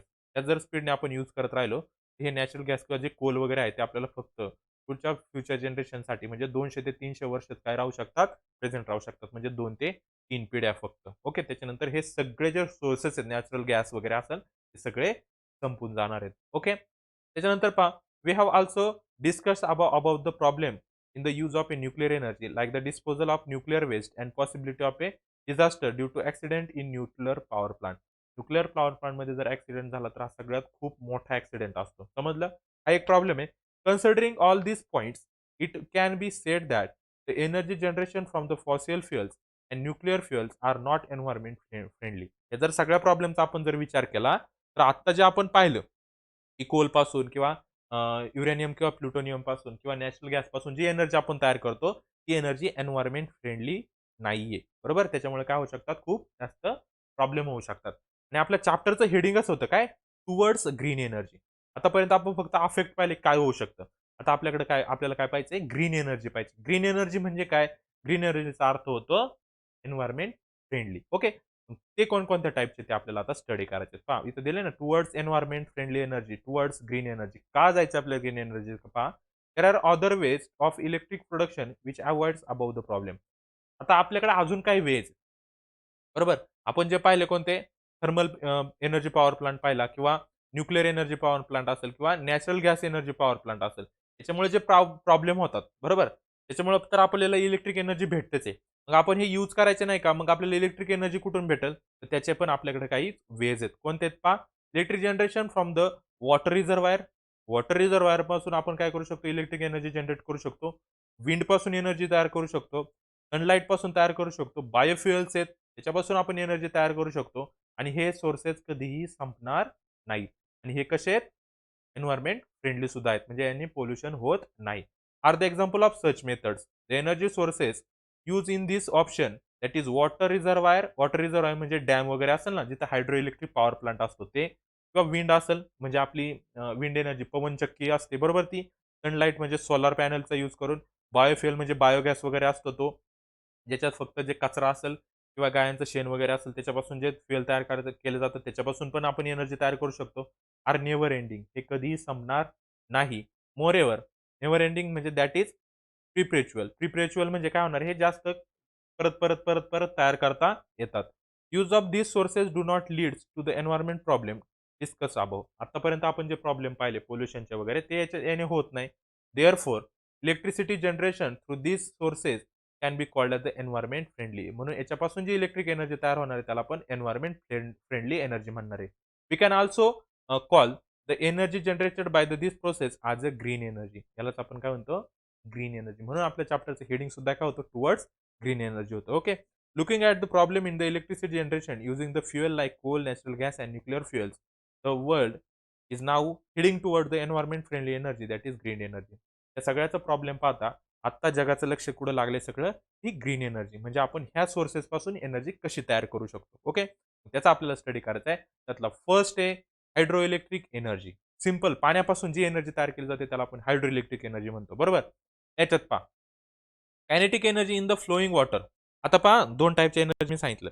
असं कन्सिडर करा एक डॅम आहे. बरोबर? डॅममध्ये वॉटर साठवलेलं आहे. साठवलेलं वॉटर असतं त्याच्यात असते पोटेन्शियल एनर्जी.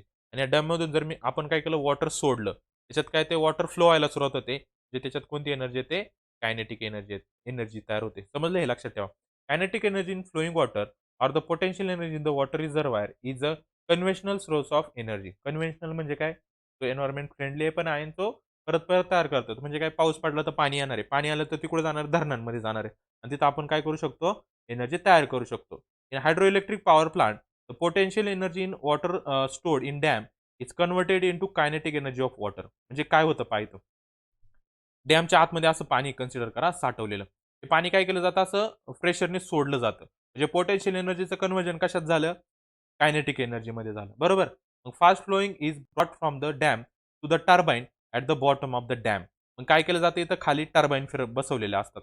इथे खाली काय असतं डॅमच्या खाली टर्बाइन असतात.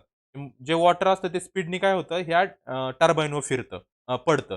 टर्बाइनचे जे पाते असतात ते केलं जातात ह्या वॉटरमध्ये वॉटरच्या त्या प्रेशरमुळे काय होतात फिरतात. एकदा की टर्बाइन फिरलं तर टर्बाइन आपल्याला माहिती कुठं कनेक्ट असतं जनरेटरला कनेक्ट असतं. मग जनरेटर फिरतो आणि जनरेटर पासून परत काय होते आपले मग इकडे असे पोल असतात ना ही इलेक्ट्रिक एनर्जी तयार होते. समजलं? हा बेसिक कन्सेप्ट आहे कशाचा? हायड्रो इलेक्ट्रिक एनर्जीचा. दिले ना? Kinetic energy of the flowing water drive the turbine. The turbine in turns drive the generator to generate electricity. Simple. मी सांगितलं होतं ना की टर्बाइन जनरेटर आणि इलेक्ट्रिक एनर्जी हा ब्लॉक सेम असणार आहे. फक्त त्याला फ्युएल काय वापरले टर्बाइनला रोटेट करण्यासाठी ते इम्पॉर्टंट आहे. समजलं? मग इथं आपण फ्युएल कोणतं वापरले? रिझर्व्हायर. म्हणजे डॅममध्ये जी पोटेन्शियल एनर्जी असते ना, तिला काय कन्व्हर्ट केली आपण कायनेटिक एनर्जीमध्ये कन्व्हर्ट करून टर्बाइन फिरवले आणि टर्बाइन फिरवल्यामुळे जनरेटर फिरला आणि जनरेटर फिरल्यामुळे इलेक्ट्रिक एनर्जी तयार झाली. समजलं? तिथं ती आपल्याला block diagram important block diagram ही तुम्ही करायची. ओके. नेक्स्ट पहा आता. इथे दिले पहा electric energy generated using wind energy.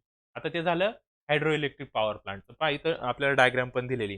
दिसते का? पहा इकडे मागे डॅम आहे. बरोबर? त्या डॅममधून काय केलं त्यांनी? पहा इथून पाणी सोडतात डॅमच्या आतमध्ये. खूप प्रेशरने पाणी काय होतं असं जातं. तिथं खाली टर्बाइन असतात. ते टर्बाइन काय होतात? फिरतात. ते टर्बाइन फिरले की कुठं कनेक्ट आहे ह्या जनरेटरला कनेक्ट आहे. हा जनरेटर पण फिरतो. हा जनरेटर फिरल्यामुळे काय होतं त्याच्यातून जी एनर्जी तयार होते पहा इथं दिसतात हे लाईटचे पोल. आणि एनर्जी काय केली जाते? डिस्ट्रिब्यूट केली जाते. समजला हा कन्सेप्ट हायड्रो इलेक्ट्रिक पॉवर प्लांटचा. आता विंड एनर्जीचं पहा. आता विंड एनर्जीचं काय केलं जातं? तर विंड एनर्जी नाही पाहिजे हां. ही ब्लॉक डायग्राम आपली कशाची आहे? हायड्रो इलेक्ट्रिक पॉवर प्लांटची. विंड एनर्जी आपल्याला नंतर पाहिजे. ओके. ते आता मी ब्लॉक डायग्राम सांगितली. सेम ती ब्लॉक डायग्राम आहे इथं. बरोबर? इथं आपल्याला स्कीमॅटिक रिप्रेझेंटेशन दिले. ही डायग्राम आपल्याला एक्झामला विचारत जात नाही. वरती जी ब्लॉक डायग्राम दिली आहे, ती विचारली जाते. समजलंय हायड्रो इलेक्ट्रिक पॉवर प्लांटचं? त्याचे ॲडव्हांटेजेस काय आहेत आणि प्रॉब्लेम्स काय आहेत ते आपण पाहूयात. ॲडव्हांटेजेस काय हायड्रो इलेक्ट्रिक पॉवर जनरेशनचे पहा. Since no fuel is burn in hydro electric power generation, there is a no pollution resulting from the combustion of fuel. तर कोणतंच फ्युअल यूज केलं जात नाही, त्याच्यामुळे पोल्युशन होत नाही. If there is a sufficient water storage in the dam, it is possible to generate electricity and when necessary. जर आपल्याकडे खूप जास्त प्रमाणात पाणी असेल, तर आपल्याला जेव्हा पाहिजे तेव्हा आपण काय करू शकतो, एनर्जी तयार करू शकतो. Although water reservoir is used for power generation, it can be replenished during the rainy season, leading to uninterrupted power generation.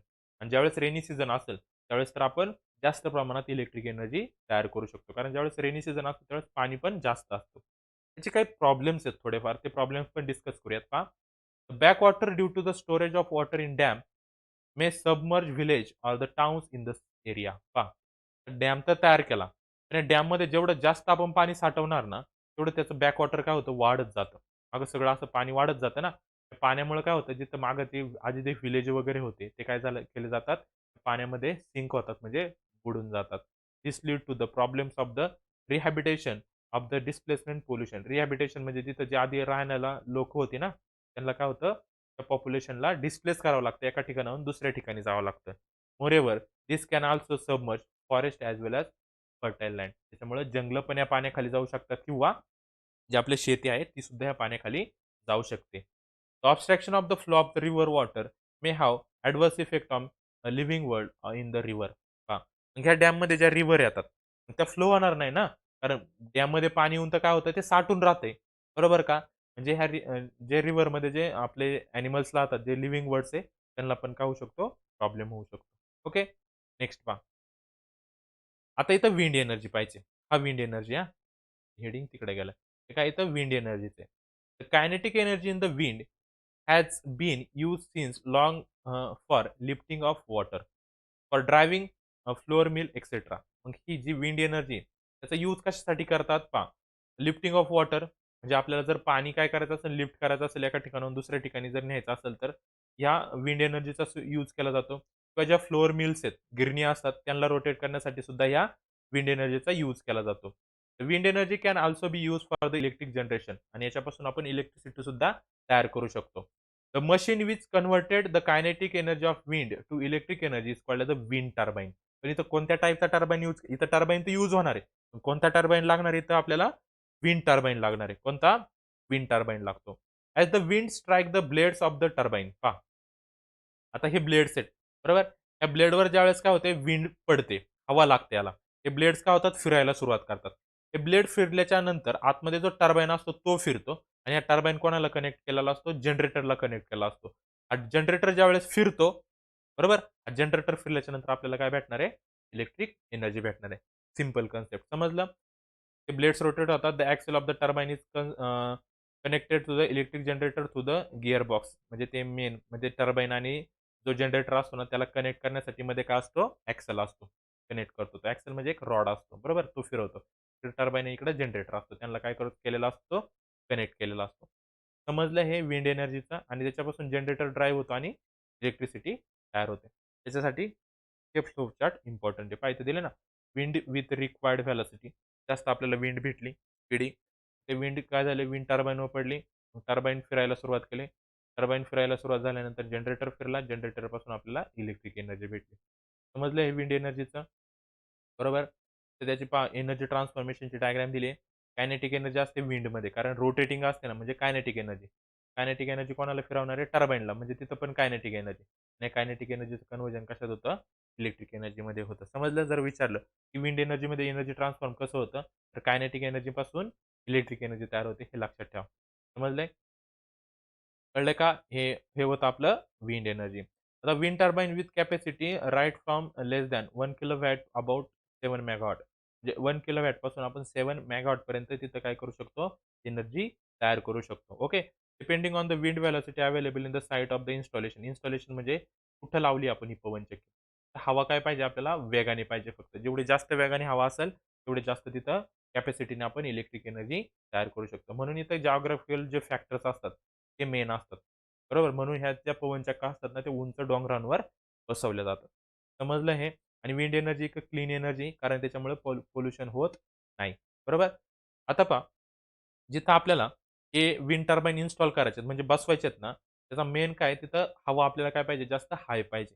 बरोबर. म्हणून हे कुठं बसवले जातात, जे सी शोर्स असतात, म्हणजे जिथं जास्त हवा असते, त्या ठिकाणी हे काय केले जातात, बसवले जातात. समजले? पुढं पहा. आता electric energy generation using solar cell. आता सोलार एनर्जीचा यूज करून इलेक्ट्रिक एनर्जी कशी बनवली जाते पहा. Using the energy in the sunlight electric energy can be generated in a 2 ways. 2 वेने आपण काय करू शकतो, एनर्जी तयार करू शकतो. फर्स्ट आहे, in all the above methods of electric generation we have studied the electric generator is driven by using the some source of energy and electricity is generated by making use of the principle of electromagnetic induction. आतापर्यंत काय पाहिलं आपण, ज्या पण energy तयार झाल्या तिथे काय होतं, एक जनरेटर होता, त्याला फिरवण्यासाठी टर्बाइन होता आणि तो जनरेटर फिरल्यामुळे इलेक्ट्रोमॅग्नेटिक इंडक्शनचा प्रिन्सिपल यूज करून इलेक्ट्रिसिटी तयार झाली होती. हे आतापर्यंत पाहिलं आपण. However electric energy can be generated directly from the solar radiation. आता सोलर रेडिएशनसाठी इथं जनरेटर किंवा टर्बाइनची गरज नसते. Okay. Without using generator and without using principle of the electromagnetic induction. इथं टर्बाइन पण लागत नाही, प्रिन्सिपल पण यूज होत नाहीत आणि जनरेटरची पण गरज नसते. This happen in solar photovoltaic cell. एक प्लेट असते, त्याला म्हणतात solar photovoltaic cell. Solar photovoltaic cell convert the solar energy directly into electric energy. तो काय करतो, डायरेक्ट सनची एनर्जी घेतो. हा जो सेल असतो ना, त्याला 2 वायर असतात. त्या सेलवर ज्यावेळेस सनलाईट पडते ना, हा डायरेक्ट काय करतो, इलेक्ट्रिक एनर्जी तयार करतो डायरेक्ट. इथं काही टर्बाइन किंवा जनरेटरची गरज लागत नाही. दुसरी method, in the second method the energy in the solar radiation is converted into thermal energy first. किंवा जर आपल्याला टर्बाइन आणि जनरेटर यूज करूनच जर इलेक्ट्रिक एनर्जी तयार करायची असेल, तर सोलर एनर्जीचं कन्व्हर्जन कशात केलं जातं, थर्मल एनर्जीमध्ये केलं जातं. ही थर्मल एनर्जी काय करते, टर्बाइन किंवा जनरेटरला फिरवते आणि मग इलेक्ट्रिक एनर्जी तयार करू शकतो. म्हणजे आपण आतापर्यंत मेथड पाहिल्या तशा. फक्त समजलं? इथं फर्स्ट दिले पहा आपल्याला, सोलार फोटोव्होल्टिक सेल काय असतो. Solar photovoltaic cell convert the solar radiation energy directly into electric energy. Photovoltaic सेलचं काम काय, सोलरपासून जे रेडिएशन एनर्जी निघते त्याला डायरेक्ट कशात कन्व्हर्ट करायचं, इलेक्ट्रिक एनर्जीमध्ये कन्व्हर्ट करायचं. हे काम कोणाचं आहे, सोलार फोटोव्होल्टिक सेलचं काम आहे. The electric energy generated to, म्हणून त्याला काय म्हणतात, सोलार फोटोव्होल्टिक सेल इफेक्ट म्हणतात. याला काय म्हणतात, सोलार फोटोव्होल्टिक इफेक्ट. म्हणजेच काय, की डायरेक्ट काय करतो, तो सोलार रेडिएशन जी एनर्जी त्याचं डायरेक्ट कन्व्हर्जन कशात करतो, इलेक्ट्रिक एनर्जीमध्ये कन्व्हर्ट करतो. म्हणून त्याला काय म्हणतात, सोलार फोटोव्होल्टिक इफेक्ट म्हणतात. समजलं? The electric energy generated through this energy transformation process in DC in nature. पहा, आता DC काय तो कन्सेप्ट समजून घ्या. आपल्याकडे 2 टाइपची एनर्जी असते इलेक्ट्रिक एनर्जी. एक असते एसी आणि एक असते डीसी. बरोबर? आपल्या घरामध्ये जी एनर्जी येते ना, इलेक्ट्रिक पोलवरून, ते असते एसी, म्हणजे अल्टरनेट करंट असतो तो. आणि डीसी म्हणजे कोणता? ती सोलरपासून आपल्याला एनर्जी भेटते ना, तिला म्हणतात डीसी. काय म्हणतात त्याला? डीसी म्हणजे direct current. Okay. These solar cells are made up of the special type of the material called as the semiconductor. आता हा जो सोलर सेल आहे, म्हणजे जो फोटोव्होल्टिक सेल असतो ना, असा ब्लॅक कलरचा असतो का, त्याच्यावर लाईनी असतात छोट्या-छोट्या. बरोबर? त्याच्या आतमध्ये काय असतात, सेमीकंडक्टर असतात. म्हणजे कशाचे बनवलेले असतात ते, सिलिकॉनचे. त्याच्यापासून ती फोटोव्होल्टिक सेल बनवला जातो. A silicon solar cell of dimension 1 centimetre square generate current of 30 milliampere. पहा, 1 सेंटीमीटर स्क्वेअरचा जर तुम्ही फोटोव्होल्टिक सेल घेतला, 1 सेंटीमीटर स्क्वेअरचा अर्थ काय होतो, इकडं 1 सेंटीमीटर, इथं 1 सेंटीमीटर, हे 1 सेंटीमीटर, हे 1 सेंटीमीटर, म्हणजे पूर्ण स्क्वेअर. बरोबर? 1 सेंटीमीटर स्क्वेअरचा जर तुम्ही फोटोव्होल्टिक सेल घेतला, तर हा किती एनर्जी तयार करतो, 30 मिली अँपिअर करंट तयार करतो. ओके. आणि पोटेन्शियल डिफरन्स, आणि किती पोटेन्शियल डिफरन्स असतो त्याच्यात, 0.5 व्होल्ट एवढं व्होल्टेज 1 सेंटीमीटर स्क्वेअरचा फोटोव्होल्टिक सेल एनर्जी तयार करू शकतो. Thus silicon solar cell of dimension 100 centimetre square. तर असा यूज केला आपण, काय, असा 100 सेंटीमीटर, असा 100 सेंटीमीटर, हा 100 सेंटीमीटर, हा 100 सेंटीमीटर, एवढा मोठा जर आपण यूज केला, तर त्याच्यापासून आपल्याला करंट भेटणार आहे 3 अँपिअर. पहा, 1 सेंटीमीटर पासून आपल्याला किती भेटत होता, 3 मिली अँपिअर भेटत होता. अँपिअर मोठा आहे मिली अँपिअर पेक्षा. असे 100 आहे म्हणजे किती झाले, 30 मिली अँपिअर. 30 मिली अँपिअर म्हणजे किती असतो, 3 अँपिअर असतो. समजले? आणि 0.5 व्होल्ट, आणि आपल्याला व्होल्टेज किती भेटतं त्याच्यापासून, 0.5 व्होल्ट व्होल्टेज भेटतं. समजलं? Remember the potential difference available from the solar cell is independent of its area. पहा, तो आपल्याला व्होल्टेज आहे, करंटचं तर कळलं. पण जो व्होल्टेज आहे ना, आपण म्हटलं ना 0.5 व्होल्ट, हा जो व्होल्टेज आहे हा डिपेंड कशावर असतो याच्या एरियावर. म्हणजे किती मोठ्या प्लेटचा किती मोठी प्लेट आहे आपल्याकडे अवेलेबल सोलार प्लेट त्याच्यावर ते व्होल्टेज डिपेंड असतं. समजलं? आता पहा छोटा जर प्लेट असेल तर इथं व्होल्टेज आपल्याला कमी भेटणार आहे. तर मोठी प्लेट असेल तर इथं व्होल्टेज आपल्याला जास्त भेटणार आहे. समजलंय का? मग इथं पहा याची diagram energy in the sunlight, photovoltaic effect आणि डीसी इलेक्ट्रिक पॉवर. हे लक्षात ठेवा. आपल्याला सोलारपासून डीसी एनर्जीच भेटतीये. समजलं? ही होती याची फ्लो चार्ट. ओके. नेक्स्ट पहा आता. आता पहा, कन्सिडर करा आपल्याकडे 2 प्लेट आहे. काय? सोलारच्या 2 प्लेट आहे. If 2 solar cells are connected in series. आता ते काय केले सीरीजमध्ये लावले. म्हणजे पहा, हा एक प्लेट होती आपल्याकडे आणि ही एक प्लेट आहे. सीरीजमध्ये लावणे म्हणजे काय करणे पहा. त्याचं दुसरं टोक दुसऱ्या सोलार प्लेटला कनेक्ट करायचं. त्याला म्हणतात सीरीज. पॅरलल म्हणजे काय असतं? पॅरललमध्ये ही एक प्लेट आहे समजा आणि ही एक प्लेट आहे. तर काय केलं जातं? आता ह्या प्लेटला याचं एक पॉझिटिव्ह आणि एक निगेटिव्ह बरोबर? इथं पण असणार आहे. पॉझिटिव्ह, निगेटिव्ह, पॉझिटिव्ह, निगेटिव्ह बरोबर? आणि सीरीजमध्ये कसं कनेक्ट केलं जातं? पहिल्या सोलार सेलचा जो निगेटिव्ह आहे पॉझिटिव्ह 2 मिनिट इथं उलटं झालं. तसा पाहिजे. हा जर निगेटिव्ह असेल, तर इथं पॉझिटिव्ह असणार आहे ना, तर याचा पॉझिटिव्ह इकडे असणार आहे, याचा निगेटिव्ह. म्हणजे पॉझिटिव्ह पॉझिटिव्हला कनेक्ट केला जातो आणि निगेटिव्ह निगेटिव्हला कनेक्ट केला जातो. त्याला सीरीज कॉम्बिनेशन म्हणतात. पॅरललमध्ये काय केलं जातं? याचा पॉझिटिव्ह असणार आहे आणि याचा निगेटिव्ह असणार आहे ना, बरोबर का? इथं काय करतात पहा, या दोन्हींचं कनेक्शन एक केलं जातं आणि ह्या दोन्हींचं कनेक्शन एक केलं जातं. याला म्हणतो आपण पॅरलल. समजलंय? पहा, if 2 solar cells are connected in series as shown in figure, the potential difference obtained from this combination is addition of the potential difference of the individual solar cell. म्हणजे पहा, 2 solar sale जर आपण सीरीजमध्ये लावलं, consider करा, पहिल्या solar सेलचं voltage आहे 2 volt आणि दुसऱ्या पण सोलार सेलचं व्होल्टेज आहे 2 व्होल्ट. त्या दोन्हींचे काय होते ॲडिशन होते. सीरीजमध्ये काय होते ॲडिशन होते. जे आपल्याला टोटल व्होल्टेज किती भेटणार आहे इथं? 4 व्होल्ट भेटणार आहे. किती भेटणार आहे? 4 व्होल्ट भेटणार आहे. समजलंय? इथं काय होते व्होल्टेजची ॲडिशन होते. हे लक्षात ठेवा. आणि जर पॅरललमध्ये असेल, हा 2 व्होल्ट आहे, हा 2 व्होल्ट आहे, तर आपल्याला रिझल्ट सुद्धा 2 व्होल्टचा भेटतो. इथं व्होल्टेज चेंज होत नाही. समजलं? सीरीज आणि पॅरललचा डिफरन्स. आता करंटचं पहा. सीरीजमध्ये घेतलं, तर समजा याचा करंट आहे 3 अँपिअर आणि याचा सुद्धा करंट आहे 3 अँपिअर. पण याला आपण जर सीरीजमध्ये लावलं, तर याचा टोटल करंट सुद्धा किती राहतो? 3 अँपिअर राहतो. म्हणजे इथं करंटला काही फरक पडत नाही. तेच जर आपण पॅरललमध्ये पाहिलं, पहिल्या प्लेटचा करंट आहे 3 अँपिअर आणि दुसऱ्या प्लेटचा करंट आहे 3 अँपिअर. तर आपल्याला रिझल्टंट करंट किती भेटतो? 6 अँपिअर भेटतो. याच्यावरून तुम्हाला कळलं काय? सीरीजमध्ये व्होल्टेजची ॲडिशन होते, करंट सेम असतो. पॅरललमध्ये व्होल्टेज सेम असतो, करंटची ॲडिशन होते. समजलं? हावेवर म्हणजेच काय? जर आपल्याला व्होल्टेज जास्त लागत असेल, तर आपण काय करणार आहे? सीरीज कनेक्शन करणार आहे. पण जर आपल्याला करंट जास्त लागत असेल, तर आपण पॅरलल कनेक्शन करतो. समजलंय? However the current generated from this combination is equal to the current from the and individual cell. हे झालं सीरीजचं. मी आत्ता सांगितलं. काय? करंट सेम असणार आहे त्याच्यात.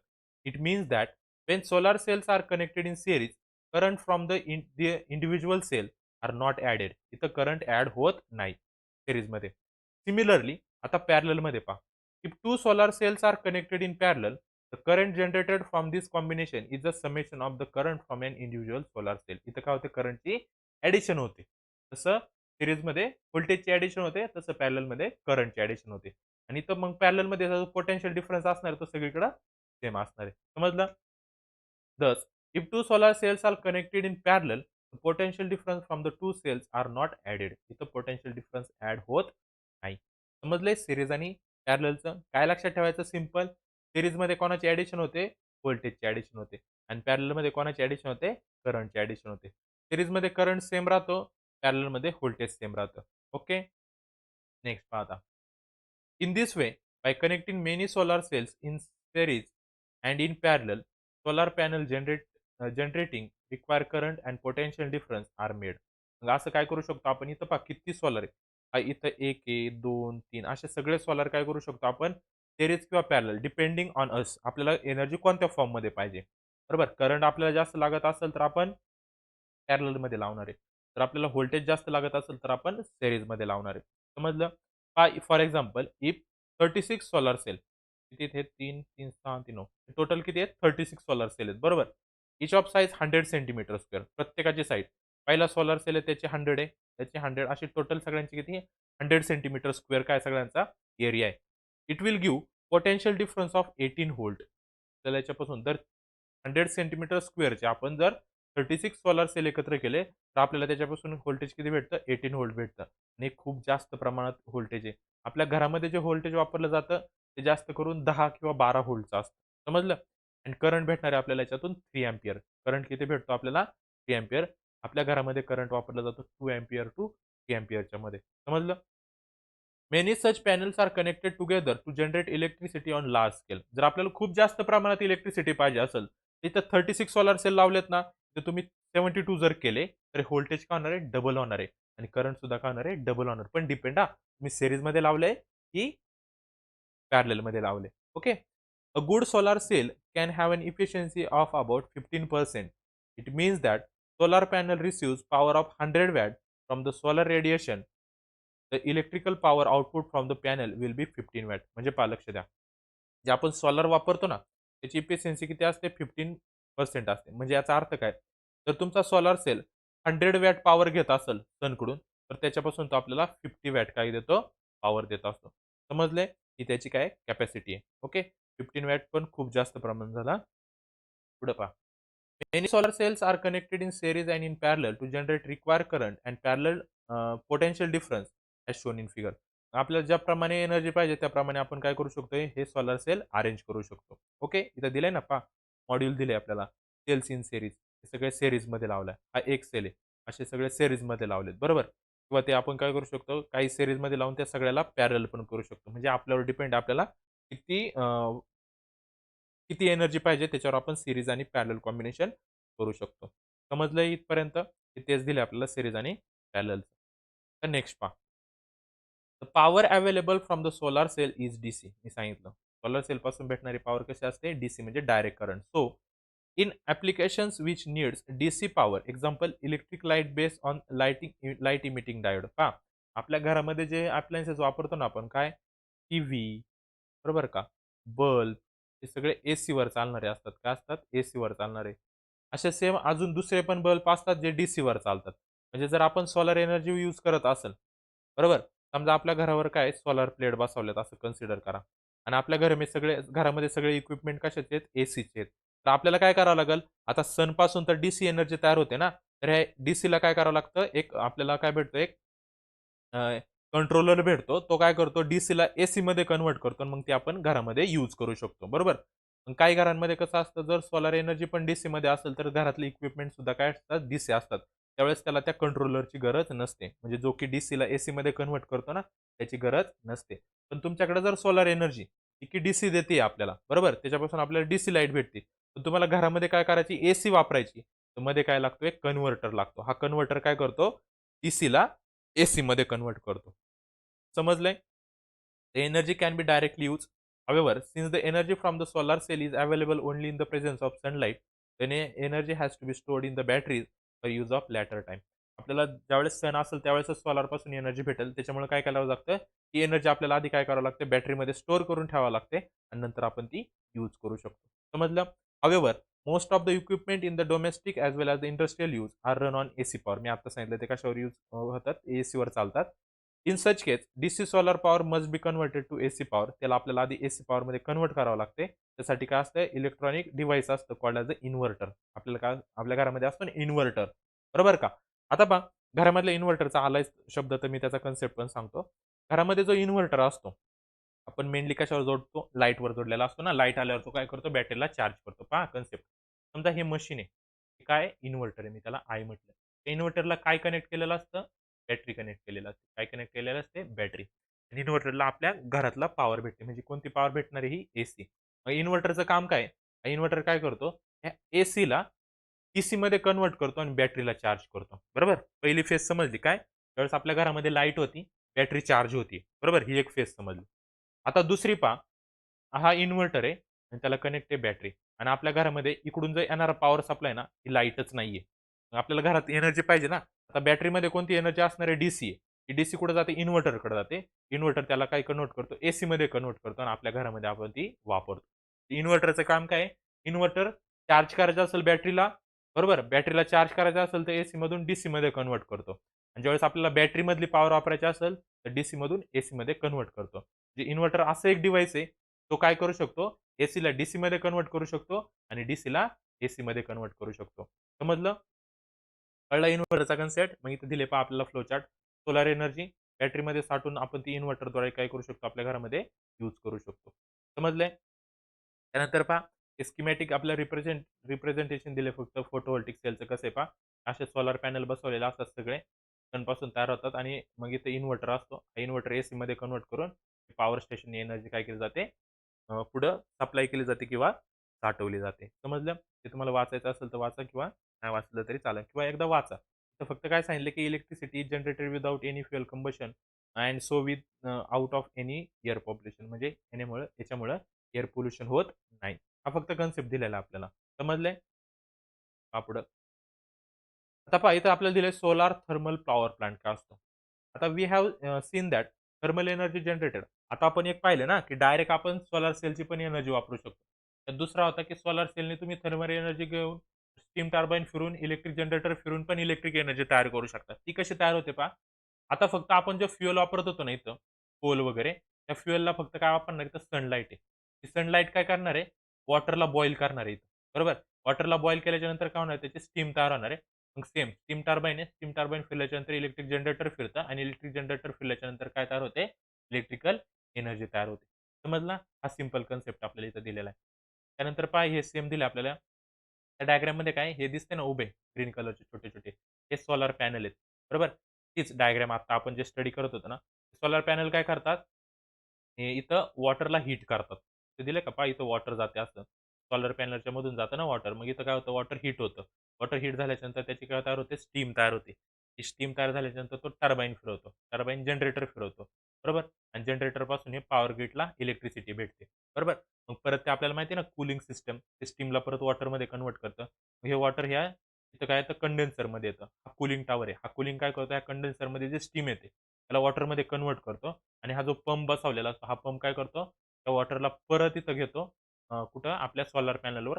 परत त्या वॉटरला काय करतो, हीट करतो आणि परत स्टीम तयार करून टर्बाइन फिरवते. ही अशी सायक्लिक प्रोसेस चालू राहते. समजला हा कन्सेप्ट? त्यानंतर पहा लास्टला आपल्याला दिलेलं आहे, की कशापासून आपल्याला किती प्रमाणात एनर्जी भेटते. कोलपासून टोटल वर्ल्ड 41% काय केलं जातं, इलेक्ट्रिक पॉवर जनरेट करतं. नॅचरल गॅसपासून तयार करणारी एनर्जी 22% आहे. पूर्ण वर्ल्डचं सांगतोय. हायड्रोइलेक्ट्रिकपासून 16%, हायड्रोइलेक्ट्रिक एनर्जी 11%, न्यूक्लिअर पॉवर आहे.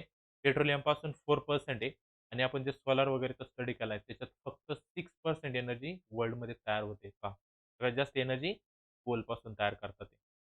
पोल्युशन जास्त होते.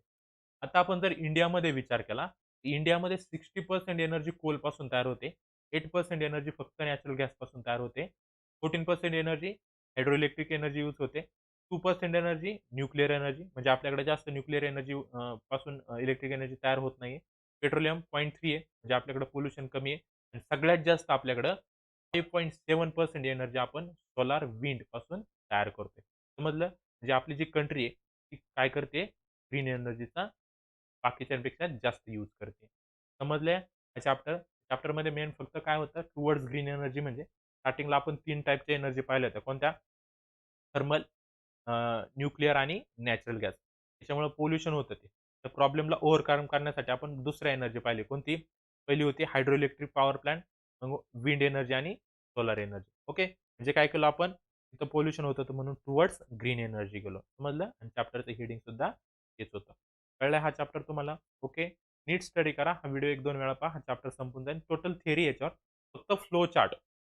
प्रत्येक जो आपला पॉवर प्लांट आहे, त्याचा फ्लो चार्ट लक्षात ठेवा. फ्लो चार्ट जर तुमच्या लक्षात राहिला, तर तुम्हाला टोटल आन्सर देता येईल. समजलं?